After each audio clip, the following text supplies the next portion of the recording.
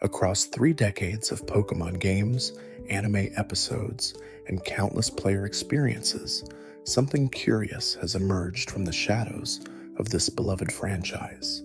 Hidden beneath the colorful exteriors and cheerful adventures, fans have uncovered patterns that hint at deeper meanings, darker origins, and connections that were never meant to be noticed. These are theories born from observation, from late-night gameplay sessions, from the quiet moments when details align in unexpected ways. Tonight, we drift through these ideas, each one a small window into how imagination transforms a familiar world into something far more layered and mysterious. And before you drift off, make sure to subscribe to never miss an upload. The best place to start is where one of the earliest theories took root in the minds of players who noticed something peculiar about a small, lonely creature wearing a skull. The theory surrounding Cubone has persisted since the very first generation, whispering through online forums and playground conversations for nearly 30 years.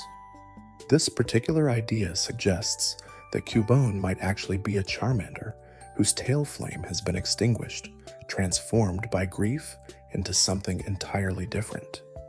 The resemblance between the two species becomes apparent when you look past the obvious differences, noticing how both share similar body shapes with rounded heads, stocky builds, and long tails that curl behind them. The key distinction lies in what those tails represent, with Charmander's flame burning bright, while Cubone's remains cold and lifeless. This physical similarity extends to their general proportions, and even the way they stand, hunched slightly forward as if carrying an invisible weight. The typing shift from fire to ground feels almost poetic in this context, suggesting a creature that has lost its burning life force and now dwells closer to the earth itself. The emotional core of this theory rests in Cubone's Pokédex entries, which describe a creature that wears the skull of its deceased mother and cries out in loneliness during the night. Fans who support this interpretation believe that when a young Charmander loses its parent and its flame goes out, it undergoes a transformation driven by pure sorrow. The skull it wears becomes both a memorial and a survival mechanism, protecting what remains of the creature's identity. This idea connects to the broader theme of tragic origins that appears throughout Pokémon lore, where many species are said to emerge from circumstances of loss or abandonment. The visual design of Cubone reinforces this melancholy, with tears perpetually staining the inside of the skull and a sorrowful expression that never quite fades. While Game Freak has never confirmed this connection, the theory endures because it transforms Cubone from a sad but simple design into something that represents the very nature of grief and transformation. The connection between Ditto and Mew has become one of the most widely accepted theories in the community, supported by evidence that seems almost too deliberate to be coincidental. Both creatures share the exact same weight when measured in the games, 16.5 pounds, a detail that stands out among hundreds of Pokémon with varied statistics. Their shiny forms create another curious parallel, with Ditto's alternative coloration matching the soft pink of a regular Mew, while Mew's shiny form displays the blue tone of a standard Ditto. This color swap feels intentional, as if the designers were leaving subtle hints for observant players to discover. The body shapes of both species follow similar rounded, almost fetal patterns, lacking the defined features that characterize most other Pokémon. Most significantly, both possess the move Transform, an ability that allows them to mimic the appearance and moves of any other Pokémon they encounter, and no other species in the original games could perform this same feat naturally. The location where Ditto appears adds weight to this speculation, as the pink blob Pokémon can be found wild in the Pokémon Mansion on Cinnabar Island, the exact location where players first learn about the failed experiments that eventually created Mewtwo. Journal entries scattered throughout the mansion describe attempts to clone Mew, with most experiments ending in failure before the scientists finally achieved their goal. The theory suggests that Ditto represents those failures, unstable attempts at recreation that couldn't maintain a true form but retained the ability to transform temporarily. This interpretation explains why Ditto appears as a featureless mass rather than a complete creature, as if the genetic code couldn't fully stabilize during the cloning process. It also accounts for Ditto's unusual breeding capabilities, able to pair with almost any Pokémon, regardless of species or egg group, suggesting scrambled DNA that can adapt to any partner.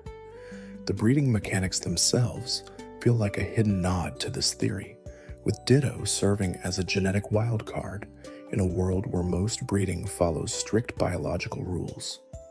The implications of this connection extend beyond a single failed experiment, suggesting that the scientists at the Pokémon Mansion created multiple Ditto before successfully producing Mewtwo. Each one might represent a different stage in their understanding of Mew's genetic structure, with some retaining more abilities than others. This would explain why Ditto has become so common in the wild, escaped failures that bred and populated specific areas where scientific facilities once operated. The theory transforms Ditto from a novelty Pokémon used primarily for breeding into a tragic figure, a creature that exists only because it wasn't good enough to be what its creators intended. It carries within itself the ghost of Mew's perfection, able to mimic it briefly through transform, but never able to maintain that form permanently. This reading adds a layer of sadness to every Ditto player's encounter, turning each pink blob into a reminder of failed ambitions and incomplete creations. Before we continue, maybe tap subscribe for more peaceful videos and tell me where you're listening from tonight. The phenomenon known as Missing No captured the imagination of an entire generation of players who discovered it through word of mouth and early internet forums. This glitch Pokémon appeared when players had performed a specific sequence of actions along the coast of Cinnabar Island, encountering a corrupted sprite that displayed as a scrambled mess of pixels, or sometimes as backwards L-shaped blocks. What made Missing Number legendary wasn't just its strange appearance, but the fact that catching it caused unusual effects in the game, most notably duplicating the 6th item in the player's inventory to quantities of 99.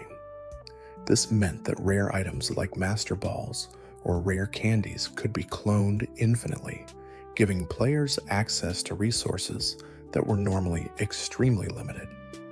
The glitch behaved like a real Pokémon in many ways, complete with a cry, battle statistics, and even the ability to be caught and stored in the player's PC box, which only deepened the mystery surrounding its existence. For years, players treated Missing Numb as if it were an intentional secret, a hidden Pokémon that Game Freak had deliberately placed in the code for curious players to discover. Theories emerged suggesting it was a Pokémon that had been removed from the final game at the last moment, with its data still lingering in the cartridge's memory. Others believed it represented a placeholder for an unfinished design, something the developers had started but never completed. Some fans even interpreted it as the ghost of a lost species, a creature that had been erased from existence but left behind a digital echo. The name itself, Missing Numb, seemed to support these interpretations, standing for missing number and suggesting an empty slot in the Pokédex that had once held something real. The fact that encountering it could corrupt save files or cause permanent glitches only added to its mystique, making it feel dangerous and forbidden in a way that actual Pokémon never did.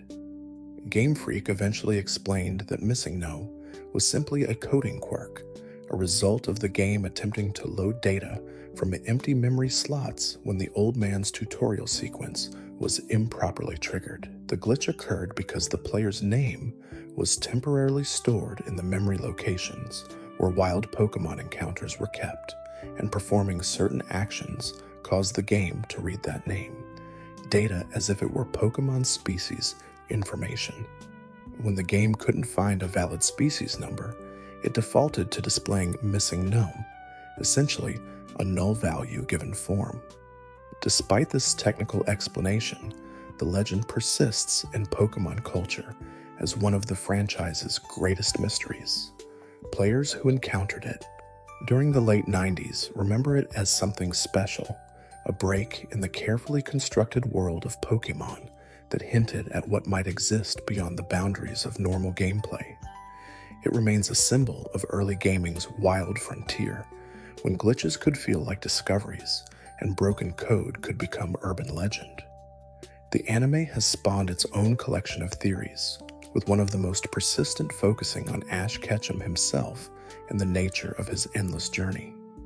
This particular interpretation suggests that Ash never actually recovered from the electrical shock he received from Pikachu in the very first episode, when the untrusting starter Pokémon unleashed a powerful thunderbolt to defend itself against a flock of Spearow. The theory proposes that this shock sent Ash into a coma, and then everything that follows in the series takes place within his unconscious mind as he lies in a hospital bed somewhere in Pallet Town. This would explain several oddities that have bothered fans for decades, including why Ash never seems to age, despite the passage of years, why his companions constantly change while he remains the same, and why the world around him often feels dreamlike in its logic and consistency. Supporters of this theory point to how the structure of the anime mirrors the way dreams function, with familiar elements combining in strange new ways and narrative threads that appear and disappear without proper resolution. Gym leaders and rivals could be interpreted as manifestations of different aspects of Ash's personality, each one representing a challenge he must overcome to grow or a lesson he needs to learn. Brock might symbolize wisdom and guidance, the older brother figure that Ash never had in his actual life. Misty could represent innocence and the childhood friendships that defined his early years before he set out on his journey. Each new companion who joins and eventually leaves might reflect different stages of his psychological development as he processes the trauma of being separated from his mother and sent out into a world he wasn't prepared for.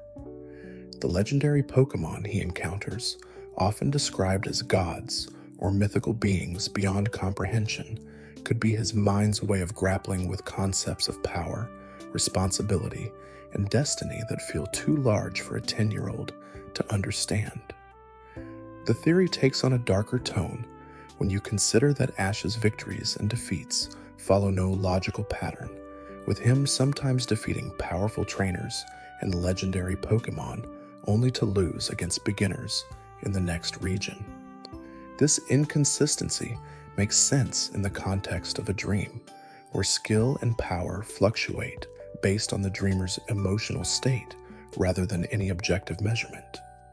The way regions reset his progress, forcing him to start from scratch with each new adventure, mirrors how dreams often replay similar scenarios with slight variations.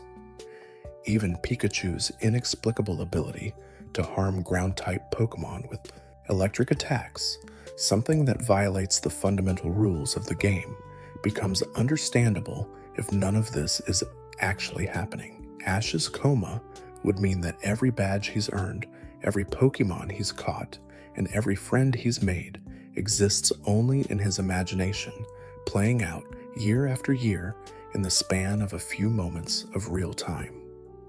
Game Freak and the anime producers have never acknowledged this theory, and it contradicts official statements about the show's timeline and Ash's character, but its persistence speaks to how effectively it explains the anime's stranger elements.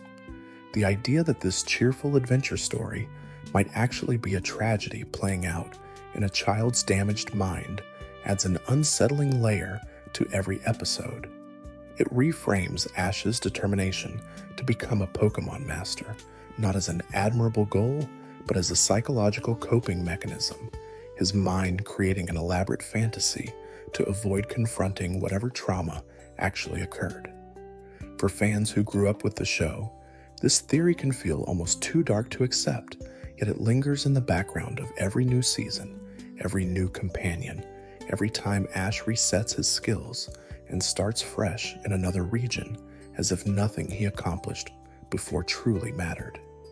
The relationship between Gengar and Clefable has generated speculation based purely on visual observation and type matchings that seem too perfect to be accidental.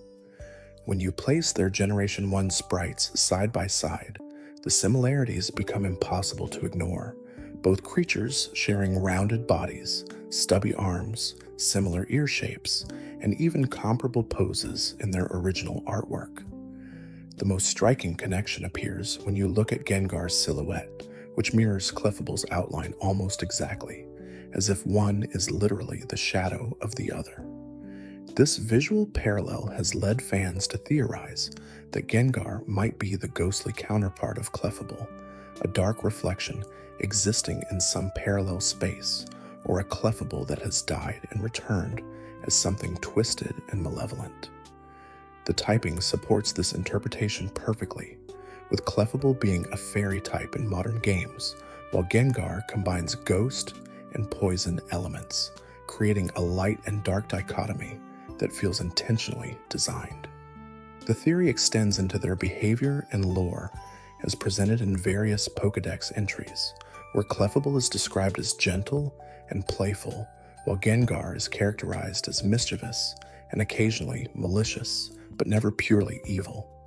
This personality parallel suggests that both might stem from the same core nature, with Gengar representing what happens when that playful energy is filtered through death or darkness. Fans point to how Clefable is often associated with moonlight and mystical elements, dwelling in places like Mont Moon, where the boundary between the physical and supernatural seems thin. Gengar, meanwhile, hides in shadows and emerges at night, lurking in the same liminal spaces, but from the opposite side of some invisible barrier. The idea that one could transform into the other through death creates a tragic undertone to both species, turning them into mirrors of life and afterlife, innocence and experience, light and shadow eternally bound together. This interpretation gains additional weight when you consider that Game Freak has occasionally acknowledged hidden connections between Pokémon designs and interviews, though they've never directly commented on the Gengar Clefable theory. The fact that both were present in the original 151 Pokémon suggests that if a connection exists, it was built into the foundation of the franchise itself. Some fans take this even further, suggesting that every Gengar was once a Clefable that died under specific circumstances, transforming into its shadow form as a result of unfinished business or a refusal to move on to whatever afterlife exists in the Pokémon world. This would make catching a Gengar a bittersweet act, trapping a creature that's already suffered death into service once again. The theory turns a simple visual similarity into a meditation on duality and the relationship between cute exterior designs and the darker implications lurking beneath them. The case of Hypno stands out as one of the more unsettling Pokédex entries that fans have expanded into full theories about predation and childhood trauma. Multiple entries across various games describe Hypno carrying a pendulum and using it to hypnotize children, leading them away from their parents into unknown locations. One particular entry mentions a child who went missing after encountering a Hypno, and though the child was eventually found, they had no memory of where they had been or what had happened during their absence. These disturbing details appear in what's supposed to be a family-friendly game, creating an immediate disconnect between the cheerful visual design of the franchise and the dark implications of its lore. Fans have seized upon these entries to suggest that Hypno represents something far more sinister than a simple psychic-type Pokémon with hypnotic abilities. The most common interpretation frames Hypno as a symbol of childhood fears and stranger danger, the warnings that parents give their children about not talking to unfamiliar adults or following anyone who offers them treats or promises of something special. In this reading, Hypno isn't necessarily evil by nature, but represents the very real dangers that children face in the world, translated into Pokémon form. The fact that it's described as sometimes helping people with insomnia or anxiety by hypnotizing them shows that its powers can be used benevolently, but the emphasis on children specifically in its darker entries suggests something predatory in its instincts. Some fans go even darker with this theory, proposing that Hypno actively hunts children because it feeds on dreams or psychic energy, and young minds produce the most potent form of that energy. This would explain why it specifically targets children rather than adults, turning it into a creature that's fundamentally incompatible with human society, despite being catchable and trainable. The Lavender Town connection gets mentioned frequently in discussions of Hypno's darker nature, with some theories suggesting that the missing girl mentioned in Fire Red and Leaf Green side quests was taken by a Hypno and never actually found. The quest involves searching for a girl who disappeared, and while the game provides a resolution, some players interpret the ending as ambiguous or unsatisfying, as if the developers couldn't commit to fully exploring what they'd set up. This has led to fan theories that fill in the gaps, imagining worst-case scenarios where Hypno's victims never return or come back fundamentally changed by their experiences. The question of why Game Freak included such disturbing lore in a children's game has never been satisfactorily answered, and Hypno remains one of the clearest examples of the franchise's occasional willingness to venture into genuinely dark territory. It forces players to confront the idea that not all Pokémon are safe, that some of them might pose real dangers to humans, and that the act of catching and training them might be the only thing preventing tragedy. The unknown species has generated endless speculation due to their strange nature and the lack of clear explanation for their existence within the Pokémon world. These creatures take the form of letters from the Latin alphabet, plus 2 punctuation marks, giving them an appearance unlike any other Pokémon in the entire franchise. They appear primarily in the ruins of Alph in the Johto region, an ancient site filled with puzzles and inscriptions that hint at a lost civilization that once worshipped or feared these letter-shaped beings. The music that plays when unknown are present has an eerie, otherworldly quality that sets them apart from typical encounter themes, creating an atmosphere of mystery and ancient power. Their psychic typings seem almost insufficient to explain what they represent, as if they exist on a level that transcends normal type classifications. One prevalent theory suggests that unknown are fragments of Arceus's original creative power, scattered pieces of the godlike Pokémon that shaped the Pokémon universe into existence. According to this interpretation, Arceus used unknown as the building blocks of reality, with each letter representing a fundamental concept or force that combined to create everything from physical matter to abstract ideas. The fact that they take the form of letters supports this reading, as language itself is a building block of meaning and communication, the tool through which humans order and understand their world. If unknown are literally the alphabet of creation, then their psychic powers make sense as manifestations of thought and consciousness given form.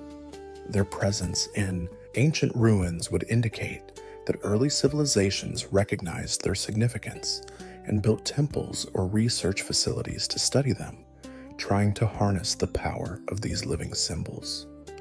Another interpretation suggests that unknown are not fragments of creation, but rather parasites or observers from another dimension entirely. Their appearance in ruins could indicate that they're drawn to places where the barrier between dimensions is thin, attracted by the psychic resonance of ancient human activities or catastrophic events that left lasting marks on reality. Some fans point to the third Pokémon movie, where Unknown are shown responding to the emotions and desires of a young girl, creating an entire pocket dimension based on her wishes and memories. This portrayal suggests that Unknown might be reality-warping entities that exist outside normal causality, capable of reshaping the world around them in response to sufficiently powerful psychic stimuli. If this is true, then the Unknown in the ruins of Alph might be dormant or contained, held in check by whatever ancient civilization left those ruins behind. The lack of a clear evolution or purpose for Unknown in the games themselves adds to their mystique, as they remain largely useless in competitive play, despite their mysterious origins. This could be intentional, a way of signaling that Unknown exist for reasons beyond the typical gameplay loop of catching, training, and battling. They're not meant to be strong or useful in conventional terms, because they represent something conceptual rather than physical. The fact that there are 28 distinct forms, one for each letter and 2 punctuation marks, creates endless possibilities for hidden messages or meanings that players have spent years trying to decode. Secret rooms in the ruins of Alph can only be accessed by bringing specific unknown combinations, suggesting that they function as a kind of living key or password system. This practical application hints that ancient people found ways to utilize Unknown for specific purposes, though what those purposes were remains deliberately obscure. Dragonite's unusual place in the Pokémon world has led to speculation about its true nature and whether it represents something more dangerous than its friendly appearance suggests. Unlike most Dragon-type Pokémon, which are depicted as fierce and powerful, Dragonite is described as gentle and helpful, often rescuing drowning sailors or guiding lost ships to safety.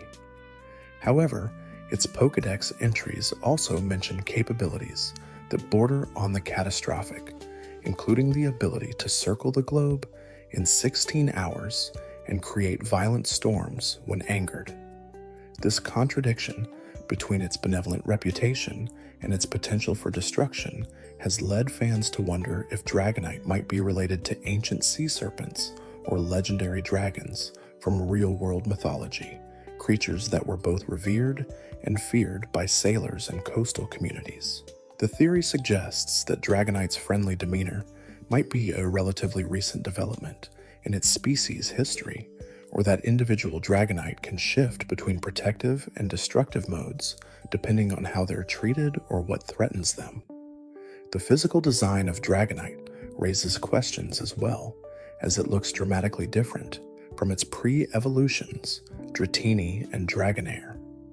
Where those earlier forms are elegant and serpentine, Dragonite is bulky and dragon-like, with wings, thick limbs, and antennae that change its entire silhouette. This visual discontinuity has fueled speculation that Dragonite was originally designed for a different evolutionary line, or that there's a hidden evolution mechanic that wasn't fully implemented in the games. Some fans believe Dragonite represents the final form that dragons take when they've lived long enough or accumulated sufficient power, a transformation that's so dramatic it barely resembles what came before. The connection to weather and natural disasters appears consistently in Dragonite's lore, with multiple entries describing how it can sense approaching storms, or how its wings can create devastating winds when it flies at high speeds. This has led some to interpret Dragonite as a natural force given physical form, similar to how ancient cultures personified storms, earthquakes, and other phenomena as gods or monsters. In this reading, Dragonite isn't simply a powerful Pokémon, but a living manifestation of the ocean's power and unpredictability. The fact that it's described as living in the sea despite being able to fly, reinforces this connection to maritime mythology, where dragons and serpents were often associated with both water and air. Its friendly behavior toward humans might be analogous to how storms can be gentle or fierce depending on conditions, with the Dragonite choosing whether to help or harm based on how it's approached or what mood it's in. This interpretation gains additional weight when you consider that Dragonite shares its dragon typing with several legendary Pokémon, creatures that are explicitly connected to natural forces or cosmic events. The fact that a non-legendary Pokémon possesses such immense power suggests that Dragonite might occupy a middle ground between ordinary creatures and true legendaries, powerful enough to be considered semi-divine, but common enough to be caught and trained by skilled trainers. This ambiguous status makes it all the more interesting, as players must constantly reconcile the gentle orange dragon in their party with the Pokédex descriptions of a creature capable of drowning coastal cities if it chose to. The duality embedded in Dragonite's design turns it into something more complex than most Pokémon, a reminder that even the friendliest creatures carry within them the potential for enormous destruction. The story continues into Generation 2, where new mysteries emerged alongside new Pokémon. Jynx has remained one of the most controversial Pokémon in the franchise's history, not only due to its original design, but also because of the theories surrounding its inspiration and meaning. Many fans believe that Jynx is based on the Yama-uba, or Yuki-onna, figures from Japanese folklore associated with snowy mountains and supernatural encounters.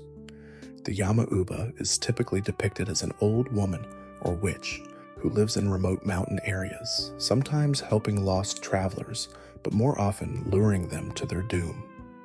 The Yuki-onna, meanwhile, is a beautiful but dangerous spirit who appears during snowstorms, often taking the form of a woman in white who brings death through cold or trickery. Both of these folkloric figures share the elements with Jynx's ice and psychic typing, as well as its humanoid appearance and connection to winter environments.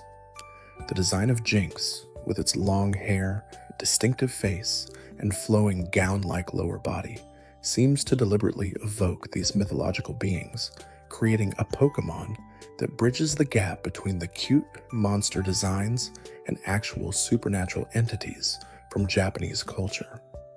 This interpretation adds a layer of cultural context that explains some of Jynx's stranger characteristics, including its habit of swaying and dancing, which could reference ritualistic movements associated with shamans or spiritual practitioners in various Asian traditions.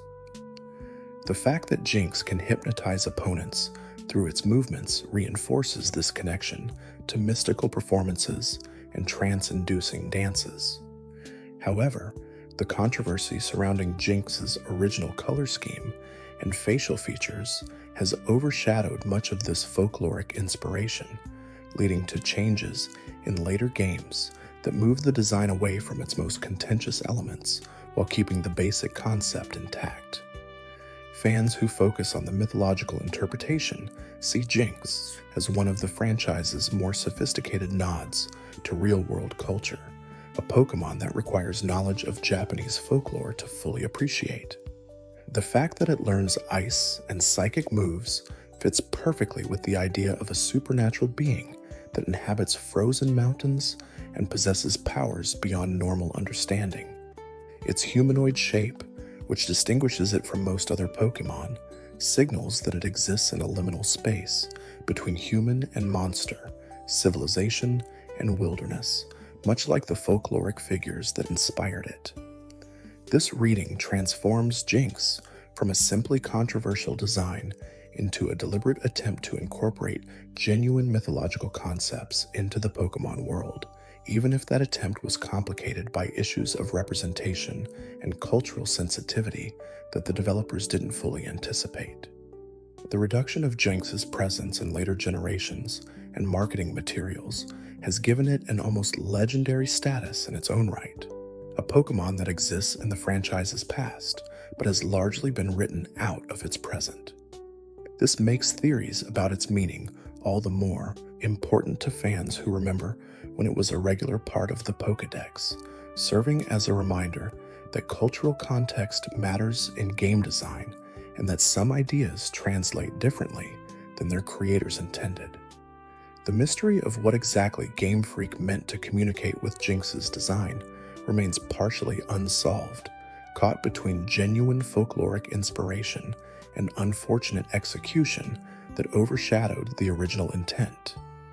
Gyarados represents another connection to real-world mythology, specifically the Chinese legend of the carp that leaps over the Dragon Gate waterfall and transforms into a dragon. This myth explains Magikarp's evolution perfectly, with the weak fish-like Pokémon enduring mockery and struggle until it reaches level 20, at which point it undergoes a dramatic transformation into a serpentine powerhouse.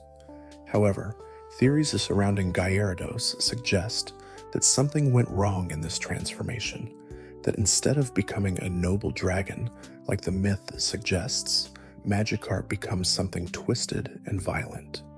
Gyarados' reputation for destruction and its tendency to go on rampages when provoked indicate that this is not the proud, wise dragon of legend, but something darker and more primal. The red Gyarados that appears in gold and silver at the Lake of Rage has become central to fan theories about the species' true nature. This shiny variant is explicitly connected to Team Rocket's experiments with radio waves that forced Pokémon to evolve prematurely, suggesting that Gyarados might represent an evolution gone wrong even under normal circumstances. The rage that defines Gyarados as a species could be interpreted as frustration at not being what it was meant to become, a creature trapped between fish and dragon, belonging fully to neither category. Its water and flying typing creates another anomaly, as Gyarados looks like it should be a dragon type, but isn't, as if even the type system itself recognizes that something is off about this creature.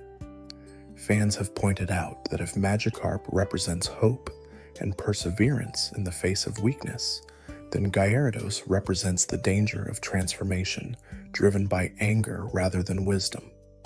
The myth of the Dragon Gate carries connotations of spiritual enlightenment and transcendence in Chinese culture, with the carp's transformation symbolizing the rewards of persistence and dedication.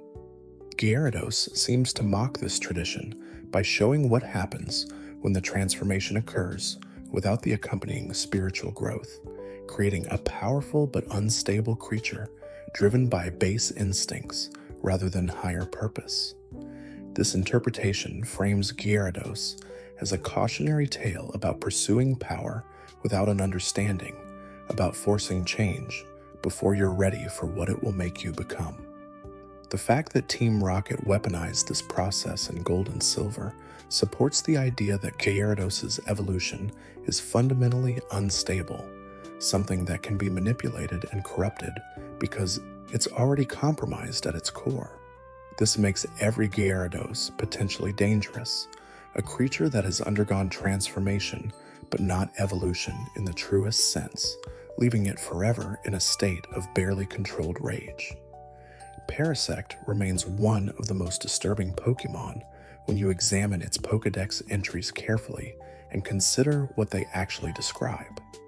The mushroom on its back is explicitly identified as a parasitic fungus, similar to the real-world cordyceps that infects insects and takes control of their bodies. By the time Paras evolves into Parasect, the mushroom has grown to dominate the insect's entire body, and the Pokédex makes it clear that the bug itself is essentially dead, with the fungus operating the body like a puppet.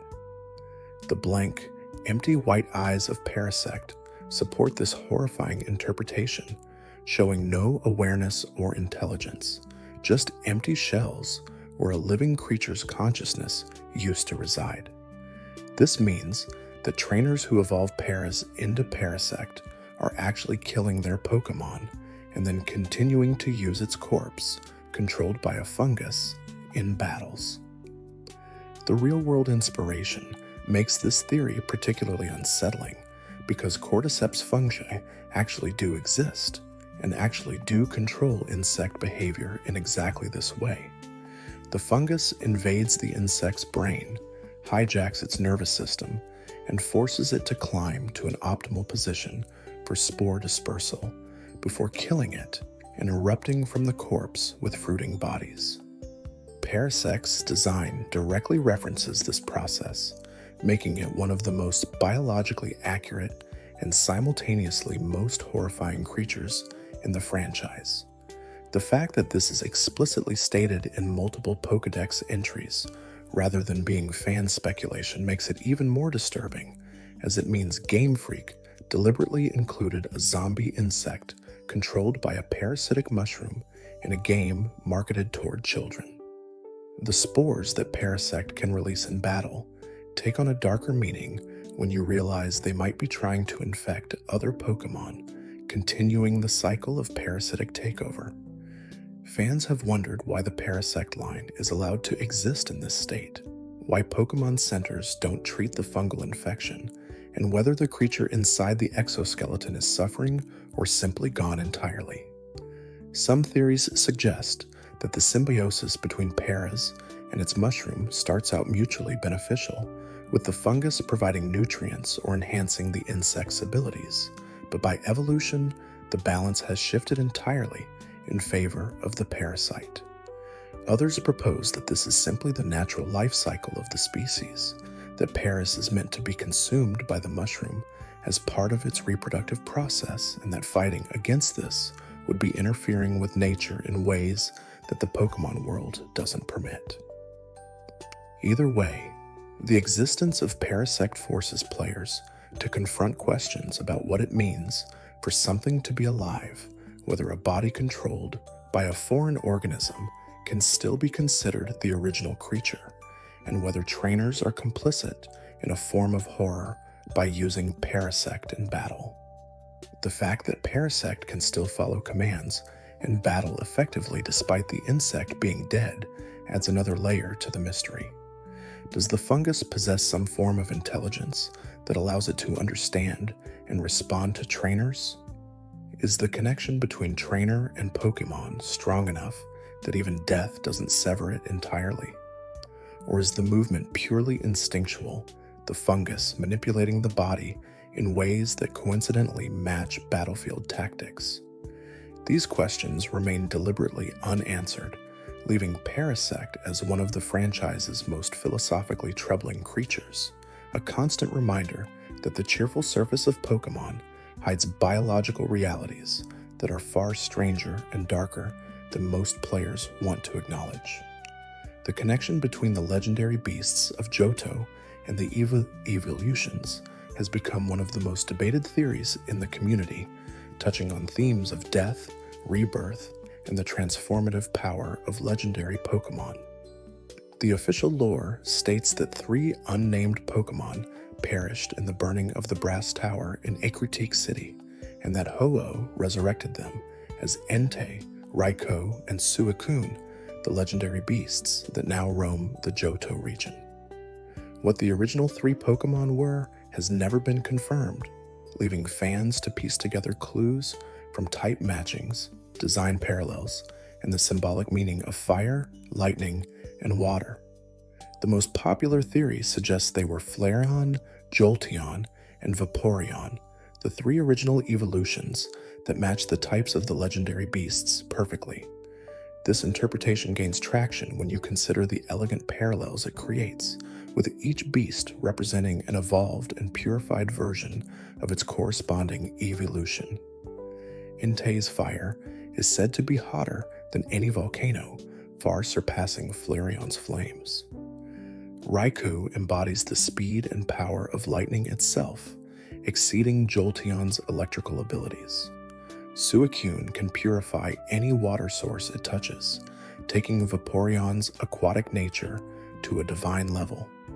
The theory suggests that Ho-Oh didn't just resurrect 3 random Pokémon, but specifically chose or transformed them into beings capable of serving as guardians and symbols of rebirth.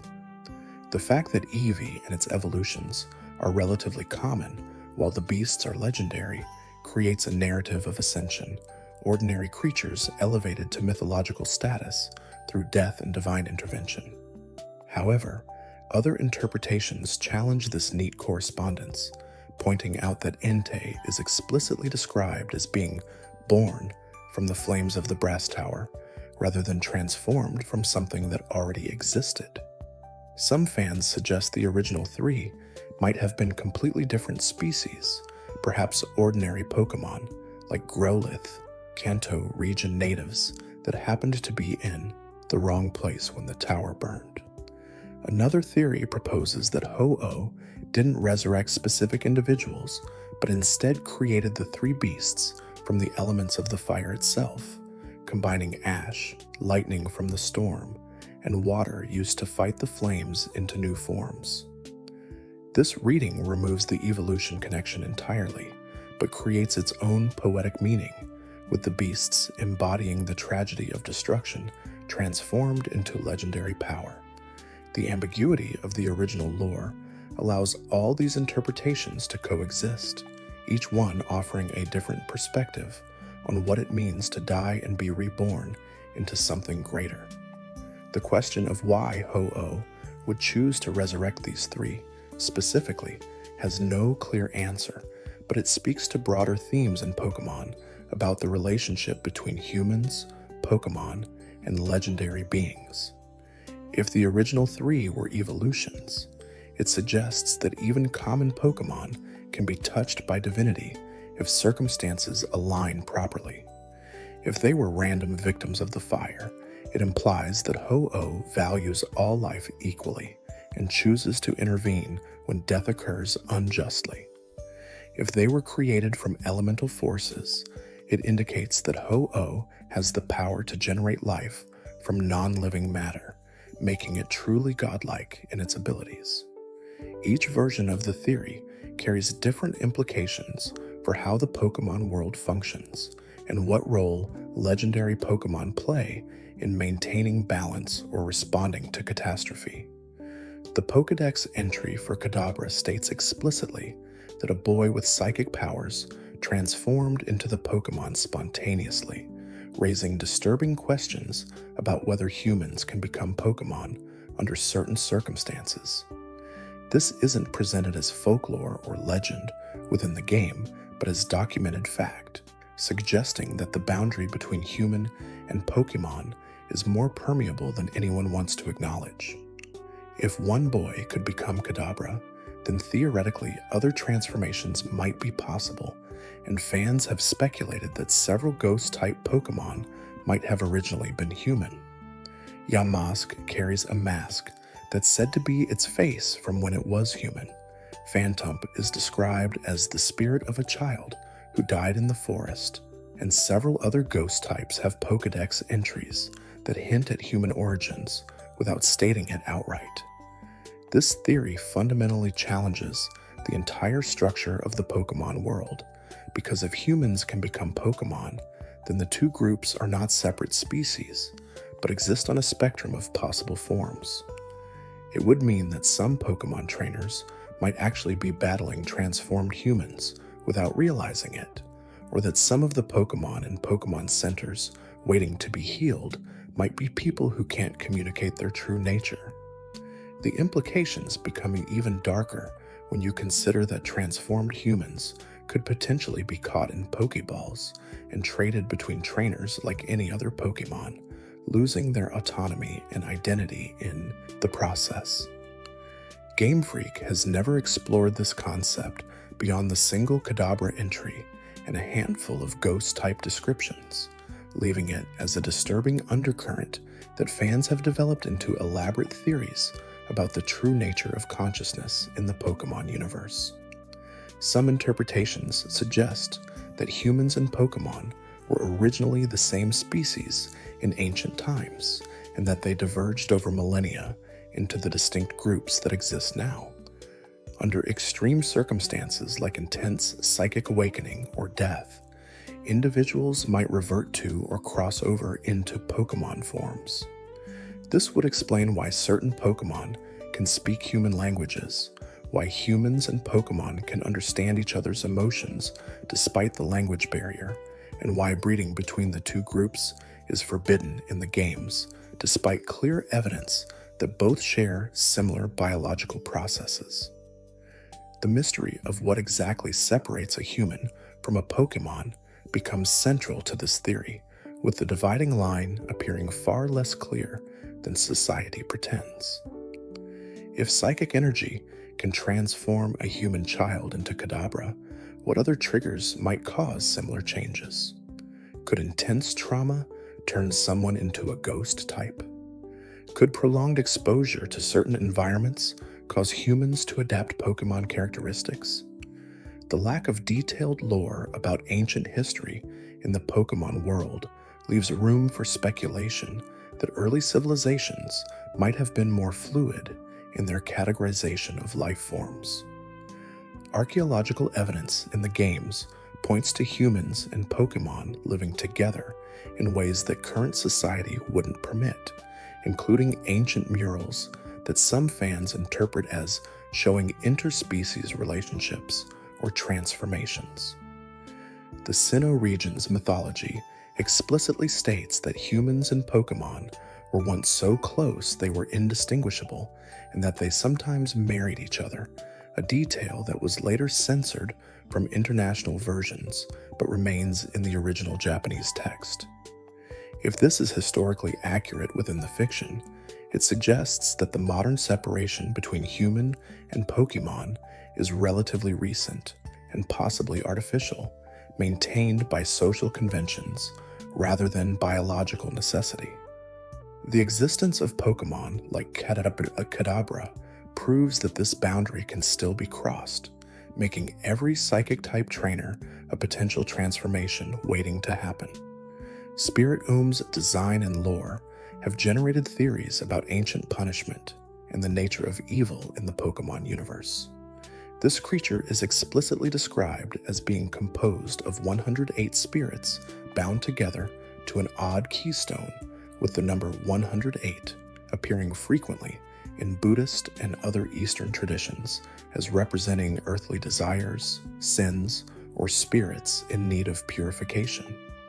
The fact that 108 specific spirits were chosen suggests deliberate symbolism rather than a random number, implying that Spirit Oom might represent a cosmic prison created to contain ancient evils or punish souls that committed terrible crimes in life. The keystone that binds them becomes central to this interpretation, as it suggests these spirits didn't choose to merge, but were forced together as a form of eternal punishment. Fan theories propose that Spirit Oom was created by humans in the distant past, possibly by an ancient civilization that understood spirit binding and used it as their ultimate form of justice. The spirits trapped inside might be criminals, dark wizards, or simply individuals who violated sacred laws and were condemned to this fate. The fact that Spirit Oom can learn dark-type moves and is often portrayed as malevolent in the games supports the idea that it contains genuinely evil or corrupted souls rather than innocent victims. However, other interpretations suggest the opposite, that the spirits trapped inside Spirit Oom might be innocents punished by an unjust system, their rage and dark powers emerging from their eternal imprisonment rather than from inherent evil. This would make Spirit Oom a victim of ancient cruelty rather than a symbol of justified punishment, reframing it as tragic rather than sinister. The question of why Spirit Oom still exists in the modern Pokémon world, if it was created as punishment thousands of years ago, remains unanswered. Either the crimes these spirits committed were so severe that the punishment must last forever, or the knowledge of how to free them has been lost to time, leaving them trapped by default rather than by design. Some fans point to the ritual required to encounter Spirit Oom in the games, talking to 32 different people underground before it appears, as evidence that releasing or encountering these bound spirits requires specific conditions to be met. The number 32 doesn't have obvious symbolic meaning like 108 does, but the requirement for human interaction suggests that spiritum can only manifest when sufficient people are present to witness or contain it, preventing it from escaping or causing harm. The ghost and dark typing creates one of the few truly untouchable Pokémon in the original games, as it had no weaknesses before the fairy type was introduced, making it literally immune to damage from most sources. This mechanical invulnerability mirrors its lore as an imprisoned entity that cannot not be destroyed or released, only contained and controlled by those who know how to summon it properly. The fact that trainers can catch and use spiritum in battle raises ethical questions about whether this constitutes a second imprisonment, binding already bound spirits into servitude through a Pokéball. Some theories suggest that catching spiritum might actually be merciful, giving the bound spirits purpose and agency instead of leaving them trapped in the keystone with nothing to do for eternity. Others argue that trainers who use spiritum are complicit in perpetuating ancient injustice, profiting from suffering that should have ended long ago. Giratina's role in the Pokémon universe has been interpreted by fans as a direct parallel to fallen angel mythology, specifically concepts like Satan or Lucifer from Judeo-Christian tradition. This legendary Pokémon is described as being banished by Arceus, the creator deity of the Pokémon world, to the distortion world for its violence and tendency toward chaos. The parallels to religious mythology are too strong to ignore, with Giratina playing the role of the rebellious entity cast out from the realm of order into a twisted reflection of reality. Its ghost and dragon typing creates an opposition to Dialga and Palkia, the time and space dragons that serve Arceus more faithfully, establishing a triumvirate of creation with Giratina as the dark reflection that was meant to be forgotten or sealed away. The distortion world itself supports this interpretation, existing as an inverse of the normal Pokémon world, with reversed gravity, impossible geometry, and a visual aesthetic that suggests unreality or antimatter. Fans theorize that Giratina doesn't simply live in this dimension, but might actually be the dimension itself, a sentient manifestation of chaos and distortion given physical form. This would explain why it can manipulate space within the distortion world so easily, and why it seems to serve as both prisoner and guardian of that realm. The idea that a Pokémon could be synonymous with an entire dimension expands the scale of what legendary Pokémon might represent, suggesting that some of them exist beyond physical bodies as fundamental aspects of reality. Giratina becomes less of a creature and more of a living concept, the embodiment of everything that exists outside order, balance, and creation as Arceus intended it. The banishment narrative has led fans to wonder what exactly Giratina did to warrant such severe punishment, as the Pokédex entries describe it as violent, but don't specify what violence it committed or against whom. Some theories propose that Giratina tried to unmake creation itself, using its power over antimatter to destabilize the work that Arceus had carefully constructed. Others suggest that Giratina simply represented a necessary counterbalance to order, that chaos must exist for creation to have meaning, and that Arceus banished it not as punishment, but to maintain separation between opposing forces.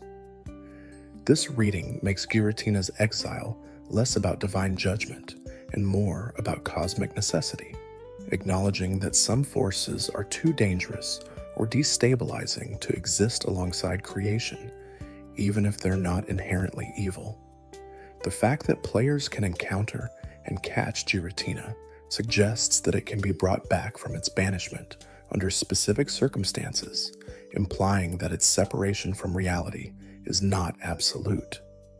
The Platinum version of the game expands on Giratina's role, showing it as the only entity capable of stopping Cyrus when he attempts to recreate the universe using Dialga and Palkia. This positions Giratina as an unexpected hero despite its violent reputation, suggesting that chaos serves a purpose in preventing the absolute control that time and space could impose if left unchecked. The theory that emerges from this portrayal is that Giratina might be the universe's safety valve, the force that intervenes when order becomes too rigid or when someone tries to reshape reality to their will. Its violence is not random destruction, but targeted intervention against those who would break natural laws, making it a necessary evil rather than pure malevolence. This reframes the fallen angel parallel, suggesting that Giratina's banishment might have been strategic rather than punitive, placing it in position to guard against threats that could only be countered from outside normal reality. If you're still awake halfway through, maybe subscribe before you drift off, and tell me what time it is where you're watching from. The story widens again, touching on theories that examine how humans interact with and potentially exploit Pokémon for their own purposes. The Safari Zone has generated theories about randomness and control that go beyond simple gameplay mechanics to suggest something about how the Pokémon world views the relationship between trainers and wild creatures. The zone's rules prohibit using your own Pokémon in battle, instead forcing trainers to throw bait, rocks, and safari balls while hoping for the best. The mechanics are notoriously frustrating, with no clear pattern determining when Pokémon will flee, when they'll eat bait, or how throwing rocks affects catch rates. Fan theories suggest this broken, unpredictable system might be intentional, representing the idea that wild Pokémon cannot be truly controlled or predicted, that they exist outside the normal rules that govern caught Pokémon and trainer relationships. This interpretation frames the Safari Zone as a deliberate challenge to the player's assumption that they can master and control every aspect of the Pokémon world. The randomness forces players to confront the reality that some creatures will always remain wild, that not everything can be captured or understood through normal methods. The existence of multiple Safari Zones across different regions suggests that this is a widespread philosophy rather than a quirk of one location, with societies in the Pokémon world recognizing that some spaces need to exist where human control is limited and nature operates according to its own rules. The fact that rare and powerful Pokémon are often found in Safari Zones reinforces this idea, as if the most desirable creatures naturally gravitate toward places where they're hardest to catch, maintaining their freedom even in a world where most Pokémon can be captured with relative ease. Some fans take this further, suggesting that the Safari Zone bait and rock mechanics represent a psychological experiment embedded in the game, testing how players respond to systems that don't follow logical patterns. Throwing rocks seems like it should make Pokémon easier to catch by weakening them, but often it makes them flee faster. Bait should calm them, but sometimes it just delays the inevitable without improving catch rates. This could be Game Freak's way of exploring human behavior when confronted with uncertainty and lack of control, showing how people will continue trying strategies that don't work simply because they feel like they should work. The Safari Zone becomes a meditation on the limits of human understanding and our tendency to impose patterns on random events, looking for cause and effect relationships that might not actually exist. The time limit imposed on Safari Zone visits adds urgency to this randomness, creating situations where players must make split-second decisions about whether to waste balls on difficult encounters or keep searching for something better. This time pressure mimics real-world situations where people must act without complete information, making choices based on incomplete data and uncertain outcomes.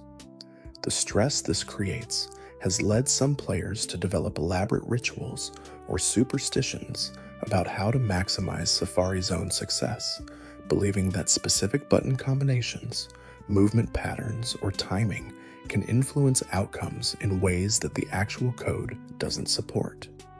These player-created myths around the Safari Zone demonstrate how humans will construct meaning and pattern from randomness when confronted with systems they can't control, which might be exactly what the designers intended to explore. Rotom's unusual nature as a Pokémon that possesses electronic devices has led to theories about its true origins and whether it might be something more tragic than its playful design suggests. The common interpretation sees Rotom as the spirit of a mischievous child based on its tendency to inhabit toys, televisions, washing machines, and other household objects that children might interact with. Its electric and ghost typing supports this reading, suggesting a restless energy that refuses to move on from the physical world and instead finds ways to continue playing with the familiar objects of everyday life. The fact that Rotom seems to enjoy its existence, showing more playfulness than malice in most encounters, adds a bittersweet quality to this theory, as if the spirit of a child who died is trying to recapture the joy of being alive through interaction with the material world. This interpretation raises questions about what happens to humans when they die in the Pokémon world, and whether all ghost-type Pokémon might have similar origins. If Rotom is indeed a child's spirit, it suggests that death doesn't necessarily lead to some peaceful afterlife, but can instead trap souls in a kind of limbo where they become Pokémon, unable to move on and unable to fully return to their human form. The various appliances Rotom can possess take on new meaning in this context, representing the child's attempts to find comfort in familiar objects or to continue experiencing the sensations of daily life despite being incorporeal. The fact that trainers can catch and command Rotom creates an ethical dilemma similar to the one with Spiritomb, as it means binding a human spirit into servitude through a Pokéball, even if that spirit seems happy with the arrangement. Alternative theories suggest that Rotom might not be human in origin, but rather a type of energy being that spontaneously generates in areas with high electrical activity. In this reading, Rotom's habit of possessing appliances isn't born from nostalgia or desire to play, but from a fundamental need to have a physical form, as pure energy beings might lack the ability to interact with the world directly. The 5 different forms Rotom can take by possessing specific appliances would represent adaptations to different types of electrical systems rather than choices based on preference or memory. This more scientific interpretation strips away the emotional weight of the ghost child theory, but creates its own interesting implications about the nature of consciousness in the Pokémon world, suggesting that awareness can emerge spontaneously from sufficient electrical potential rather than requiring biological origins. The question of why Rotom can speak in later games, particularly when it inhabits the Rotom Dex in Alola, adds another layer to both theories. If Rotom is a human spirit, its ability to communicate makes sense as a retained skill from its previous life. If it's an energy being, then its communication might be learned behavior, the result of absorbing and analyzing human language patterns from the devices it possesses over time. Either way, Rotom's unusual position as one of the few Pokémon that can directly communicate with humans while maintaining the ability to battle sets it apart from almost every other species.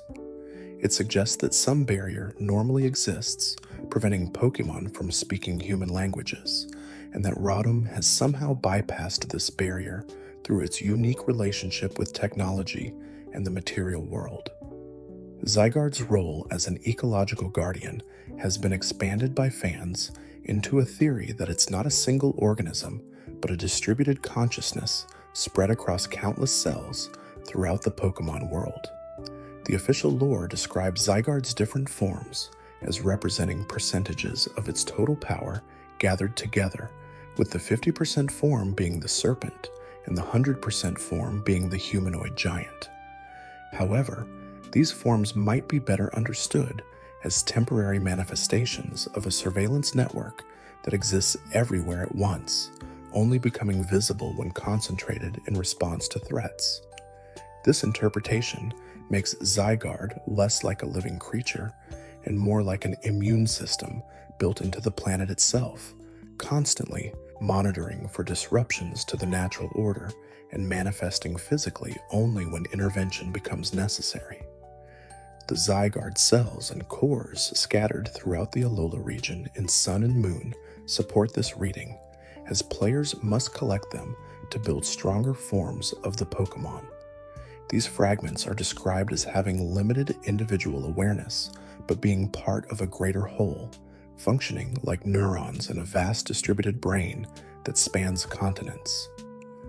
If this is accurate, then Zygarde might be the most powerful legendary Pokémon, despite its relatively low profile, because it's always present everywhere at once, watching and waiting. The 50% and 100% forms would be like antibodies responding to an infection, temporary concentrations of power sent to address specific problems before dissolving back into the background monitoring network. This makes Zygarde fundamentally different from other legendary Pokémon, which exist as discrete individuals with specific locations, instead presenting it as a planetary force that cannot be truly caught or contained because most of it remains distributed across the environment. The theory that Zygarde represents Earth's defense mechanism against ecological catastrophe aligns with its role in the games and anime, where it's consistently portrayed as intervening when balance is threatened by human activity or other legendary Pokémon running amok. Its Order faction designation opposite to Chaos suggests that its purpose is maintaining stability rather than promoting change, making it a conservative force that resists disruption to established natural systems. This could mean that Zygarde actively works against human expansion or industrialization when they threaten ecosystem health, positioning it as a potential antagonist to human civilization despite not being evil in any traditional sense. The fact that it waits until threats become severe before manifesting suggests either that it has incredible patience or that gathering enough cells to form a physical body requires significant time and energy that it won't expend on minor disturbances. Some fans point out that Zygarde's relative lack of presence in the games compared to other legendary Pokémon might be intentional, reflecting its nature as a background process that only becomes foreground when things go badly wrong, where Groudon and Kyogre are actively destructive forces that must be contained, and where Dialga and Palkia are cosmic powers with the potential to reshape reality. Zygarde operates subtly, influencing ecosystems and environmental patterns in ways that go unnoticed until someone actively looks for evidence of its work. This makes it possibly the most important legendary Pokémon, despite being frequently overlooked by fans and by the franchise itself, as it represents the systems that keep the entire Pokémon world functional rather than individual dramatic interventions. The distributed network theory explains why Zygarde can monitor the entire planet without becoming overwhelmed, as it doesn't process information centrally, but allows each cell and core to respond to local conditions while remaining connected to the whole. Necrozma's story in Pokémon Ultra Sun and Ultra Moon has generated interpretations that go beyond its role as a predatory legendary to suggest it might represent depression or emotional darkness on a metaphorical level. The backstory describes Necrozma as once being a radiant being that provided light to the Alola region before being wounded and losing its luminosity, forcing it to steal light from other sources just to maintain its existence. This narrative of a once bright entity, now consumed by darkness and desperate to reclaim what it lost, reads almost like a clinical description of depression, where someone who once felt joy and purpose is left empty and reaching for anything that might restore those feelings. The fact that Necrozma must absorb light from Solgaleo or Lunala to regain its strength suggests dependency on external sources of happiness or validation rather than being able to generate those feelings internally. Fans who have experienced depression often point to how accurately Necrozma's behavior mirrors the condition, constantly seeking but never satisfied, temporarily brightening when it absorbs light only to fade again and need more. The transformation into Ultra Necrozma, while visually spectacular and powerful, is described as unstable and painful for the creature, suggesting that this restored brilliance is artificial or forced rather than sustainable. This parallels how people with depression might experience brief periods of functioning or happiness that require enormous effort to maintain and eventually collapse back into darkness. The fact that the player must defeat Necrozma and help it find peace rather than simply catching it and using it for battles adds an unusual narrative element that supports the metaphorical reading, as if the game is acknowledging that what Necrozma needs isn't exploitation, but healing. The Prism Pokémon designation and its ability to refract light into various forms could represent how depression distorts perception, taking something that should be positive and splitting it into fragmented, unreliable experiences. When Necrozma absorbs Solgaleo or Lunala, it's not actually becoming whole, but rather stealing someone else's light to fill the void inside itself, a parasitic relationship that harms the host while providing only temporary relief to Necrozma. This dynamic appears in some human relationships, where people with severe emotional issues drain those around them in attempts to feel better, creating cycles of dependency that help neither party.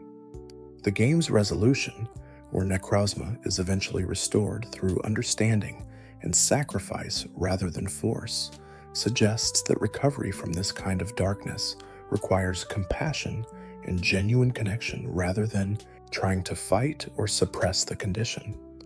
Not everyone agrees with this interpretation, and some fans argue that assigning human psychological conditions to Pokémon anthropomorphizes them inappropriately or trivializes genuine mental health struggles by comparing them to a video game monster. However, supporters of the depression reading point out that Pokémon has always used its creatures as metaphors for human experiences, and that finding meaning in these stories can help people process their own struggles. The fact that Necrozma's story resonates so strongly with people who have experienced darkness and loss suggests that whether intentional or not, the designers created something that speaks to real emotional experiences. The ambiguity of whether this was deliberate symbolism or accidental parallel leaves room for both readings to coexist, with players taking from the story whatever meaning feels most relevant to their own lives. The idea that Mewtwo might not be the only successful clone of Mew extends the failed experiment theme into darker territory, suggesting that the Pokémon Mansion on Cinnabar Island was just one facility in a larger network of research sites attempting similar projects.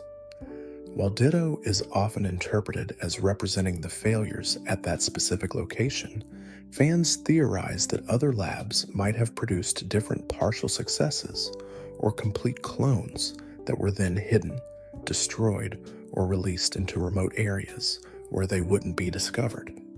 The presence of glitch Pokémon, like Missing No, has been incorporated into this theory as potential data remnants of these lost experiments, scrambled code, standing in for creatures that once existed in the game's files but were removed before release. This reading transforms the sterile scientific horror of Mewtwo's creation into something more systematic and widespread, suggesting that the violation of nature wasn't an isolated incident, but part of a coordinated effort that might still be continuing in secret. Evidence for this theory is admittedly sparse, relying mostly on the gap between what the Pokémon Mansion journals describe and what players actually encounter in the games. If scientists were attempting to clone Mew, it seems unlikely they would stop after producing just Mewtwo, especially given how much power and potential that success represented. More logical would be attempts to replicate the process, to create multiple Mewtwo, or to refine the technique for use on other rare Pokémon. The fact that we never see evidence of these follow-up experiments could mean they were even more tightly classified than the Mewtwo project, hidden from public knowledge to prevent the ethical outcry that would inevitably follow if people learned that Pokémon were being artificially created en masse. Alternatively, the experiments might have been so catastrophic in their failures that all evidence was deliberately destroyed, with facilities burned and records erased, to prevent anyone from following the same path. The theory sometimes extends to suggest that various artificial Pokémon introduced in later generations, particularly those created or influenced by humans like Genesect or Type, Null, might be spiritual successors to the Mewtwo project, attempts to achieve similar goals through different methods.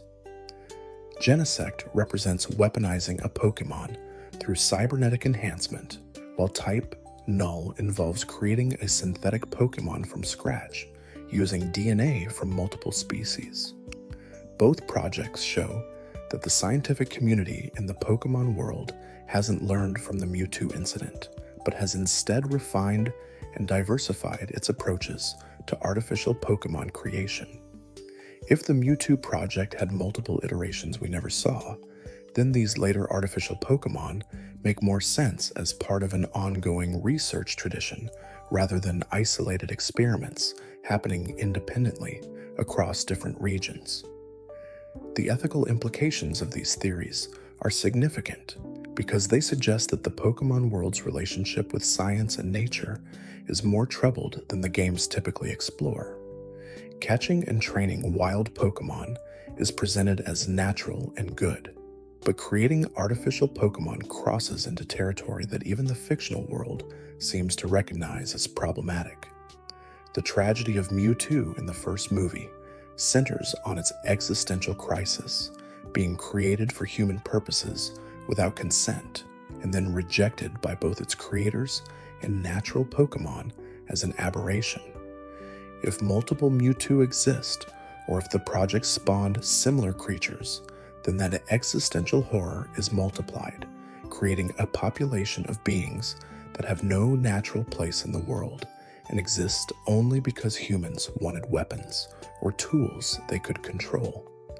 The theory transforms what seemed like a singular tragic experiment into evidence of systemic disregard for the autonomy and rights of Pokémon as living beings. The ruins of Alph in Johto have generated extensive speculation about the lost civilization that built them and what their relationship with Unknown might reveal about the ancient history of the Pokémon world. The architectural style doesn't match any other structures in the Pokémon world, and the presence of Braille-like inscriptions suggests a culture that had developed complex writing systems and possibly psychic technologies far more advanced than what exists in the modern games. The chambers within the ruins are clearly designed as puzzles or barriers, requiring specific actions to access deeper levels, which implies that whoever built them was deliberately hiding or protecting something. The fact that Unknown appear almost exclusively in these ruins suggests they're either attracted to the location or were intentionally placed there, possibly by the civilization itself, as guardians or tools. Theories about what exactly the ancient people were doing with Unknown range from worship to weaponization to attempts at communicating with cosmic forces beyond human comprehension. If Unknown represent fragments of pure thought or the building blocks of reality, as some fans suggest, then a civilization that discovered this property might have built the ruins as a facility for harnessing that power. The puzzles could be fail-safes designed to ensure only people with sufficient knowledge or psychic ability could access unknown, preventing random discovery from causing catastrophe. Alternative interpretations suggest the ruins might be a prison rather than a temple, with the ancient people sealing unknown away because they were too dangerous or unpredictable to interact with safely.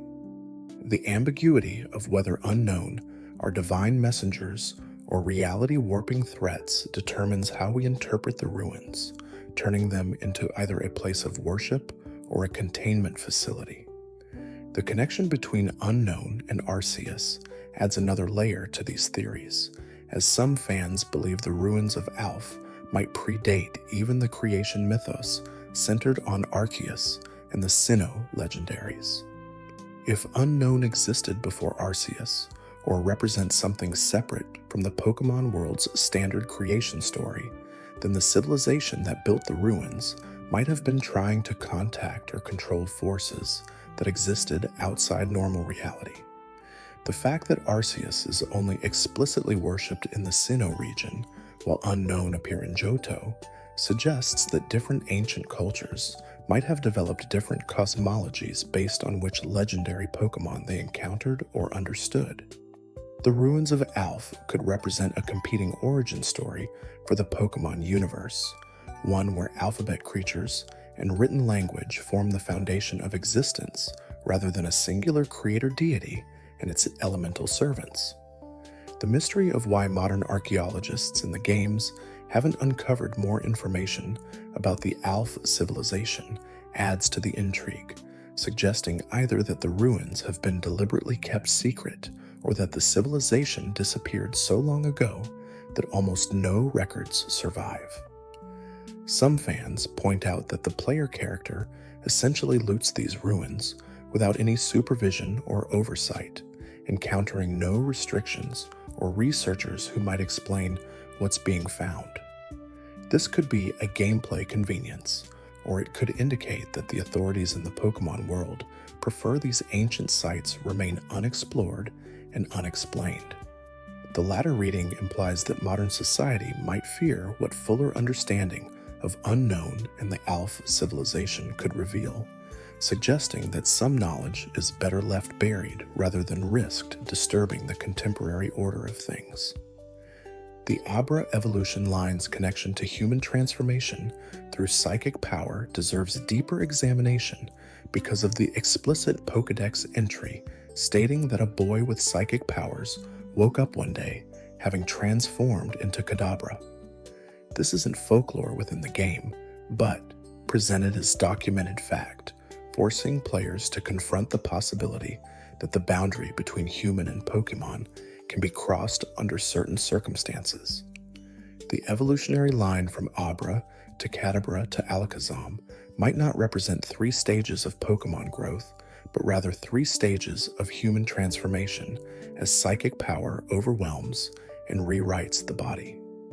Abra, perpetually sleeping and teleporting away from danger, could represent someone newly transformed who hasn't yet accepted or learned to control their new form. Kadabra, carrying a spoon and exhibiting recognizable intelligence, might be someone who has adapted to their Pokémon body but retains human consciousness and tool use. Alakazam, with its remarkably high intelligence stat and Pokédex descriptions of having a supercomputer-level brain, could represent the final stage where the transformed human has merged their human intellect with Pokémon abilities, creating something that transcends both categories. This interpretation makes the entire evolution line deeply unsettling because it implies that somewhere, possibly multiple somewheres, human children are spontaneously transforming into Pokémon and then being caught by trainers who have no idea they're commanding someone who used to be human. The spoons that Kadabra and Alakazam carry take on new significance as tools retained from their human lives, objects that help them maintain connection to their previous existence even as their bodies become increasingly alien. The fact that they can still use psychic powers suggests that the transformation preserves or even enhances mental abilities while completely restructuring the physical form, trapping an intact human consciousness inside a Pokemon's body. The ethical implications are staggering, as it means trainers might be enslaving transformed humans in Pokeballs, forcing them to battle and preventing them from communicating their true nature or seeking help to reverse the transformation. Game Freak has never expanded on this single Kadabra entry or explained whether transformations like this are common, unique, or part of a larger pattern in the Pokemon world. The lack of follow-up leaves players with disturbing questions about whether other Pokemon might have similar origins, whether transformation can be reversed, and whether the psychic type classification includes multiple transformed humans alongside naturally occurring Pokemon species. Some fans note that many psychic type Pokemon have humanoid characteristics or high intelligence stats, suggesting that transformation might be more common than anyone wants to admit. This would mean that the psychic type category is fundamentally different from other type classifications, not representing an element or energy type, but instead marking creatures that exist in the liminal space between human and Pokemon, caught in various stages of transformation or evolution that blur the species boundary. The question of whether transformed humans can breed with other Pokemon opens even darker considerations, as the game mechanics allow any Pokemon in the same egg group to produce offspring regardless of how different they appear. If Kadabra is a transformed human and it can breed with other psychic types, does that mean the resulting Abra inherits both human and Pokemon traits? Can transformation be passed genetically to the next generation, or does each transformation require a fresh psychic awakening? These questions have no answers in the games, leaving players to construct their own theories about how biological processes work in a universe where the line between species is demonstrably more permeable than it first appears. The silence from official sources on this topic might be deliberate, a recognition that exploring these implications too deeply would fundamentally change how players perceive the entire franchise and their role as trainers within it.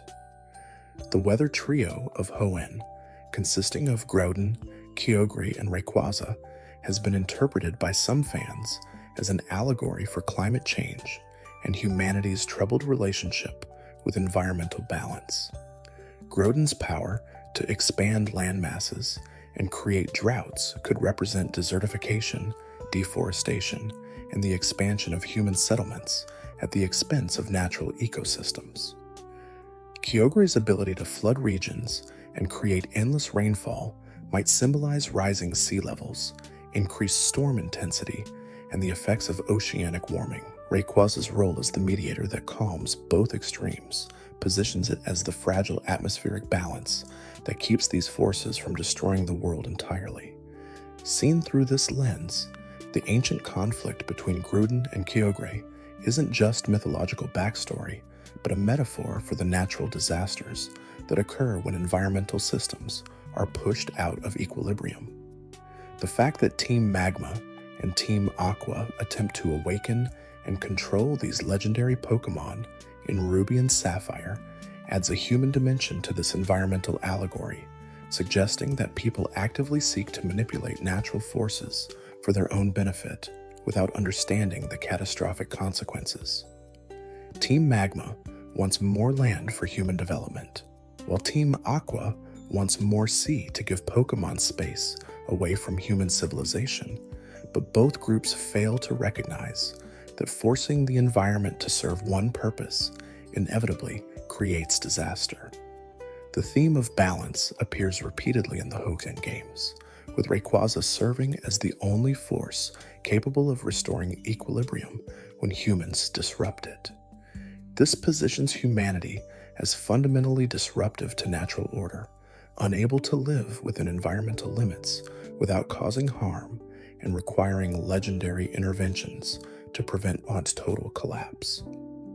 This interpretation extends beyond individual legendary Pokémon to suggest that many legendary creatures in the Pokémon world represent natural forces or environmental systems that humans have, personified and mythologized over generations.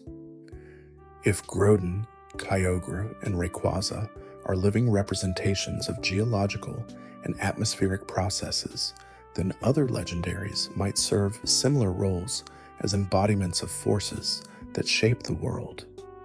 Dialga and Palkia could represent the space-time continuum rather than creatures that control time and space, making them fundamental aspects of reality that occasionally manifest physical forms when needed. This reading transforms the entire concept of legendary Pokémon from unique individual creatures into something more like avatars of natural law, consciousness emerging from the systems themselves, rather than biological entities that happen to be very powerful. The question of whether legendary Pokémon can die or be permanently caught in this framework becomes philosophically complex, because it's asking whether fundamental natural forces can be eliminated or controlled by humans. When players catch Groudon or Kyogre and store them in PC boxes, are they actually containing these massive forces, or just interfacing with temporary manifestations while the true essence remains distributed throughout the environment? Game Freak has never clarified this aspect of legendary Pokémon metaphysics, leaving players to wonder whether their captured legendaries are the actual unique entities, or just projections of something larger that can remanifest if needed. The environmental reading of the Weather Trio suggests that these forces cannot be truly eliminated, only temporarily suppressed or redirected, which would make catching them a symbolic victory rather than actual control over the natural phenomena they represent. Cubone's skull and bone-wearing behavior has generated alternative theories beyond the Charmander connection, with some fans suggesting that the skull ritual might be cultural rather than grief-based. In this interpretation, every Cubone must wear a skull to survive, regardless of whether their mother has died, making it a species-wide requirement rather than an individual response to loss. The Pokédex entries about mourning would then represent how humans have interpreted this behavior, projecting their own understanding of grief onto what might actually be a biological or social necessity for Cubone as a species. This reading removes some of the emotional weight from Cubone's design, but creates different questions about why evolution would produce a species dependent on wearing bones from other creatures, and what happens to Cubone in environments where suitable skulls aren't available.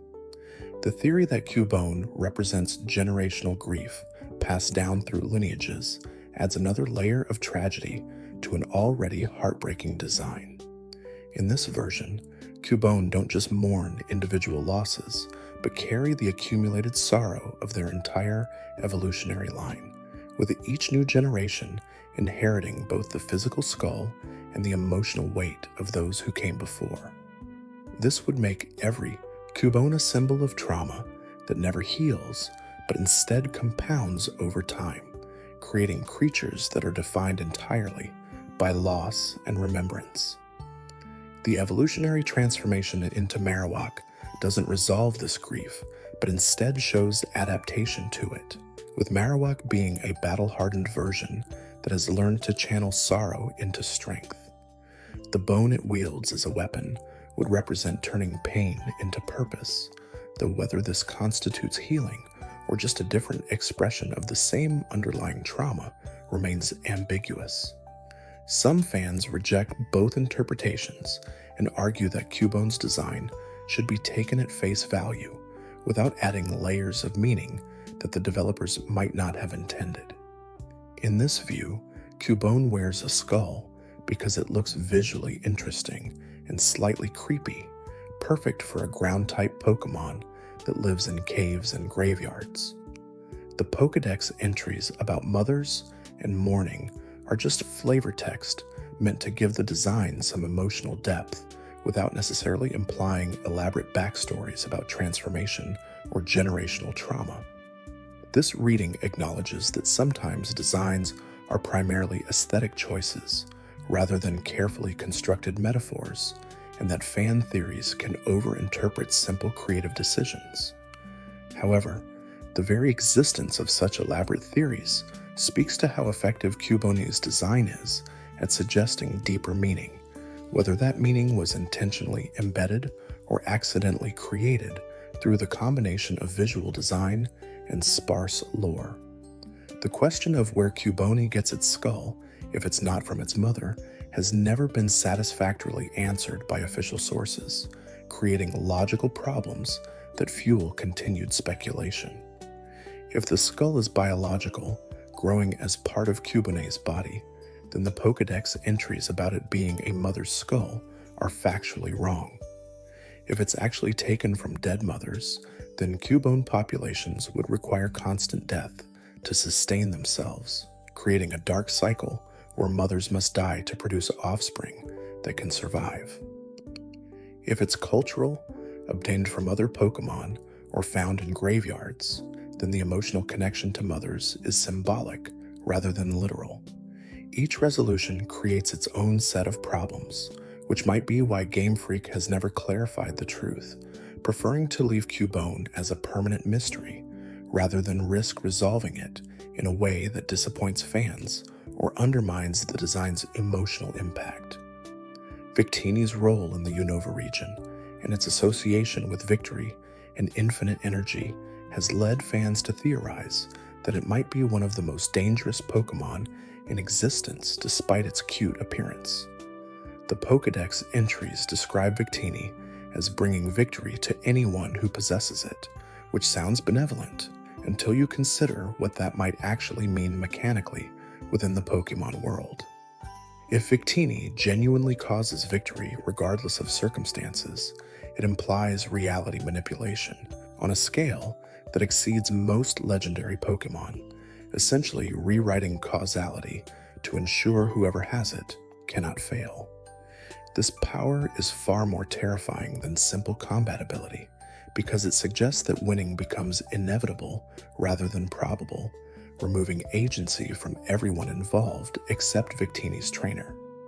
Opponents wouldn't just lose battles, but would be fated to lose regardless of their skills, strategies, or the strength of their own Pokémon. The theory that Victini was deliberately hidden in the game's coding rather than being naturally rare has some basis in how it was originally distributed as an event Pokémon, requiring special codes or attending specific events to obtain.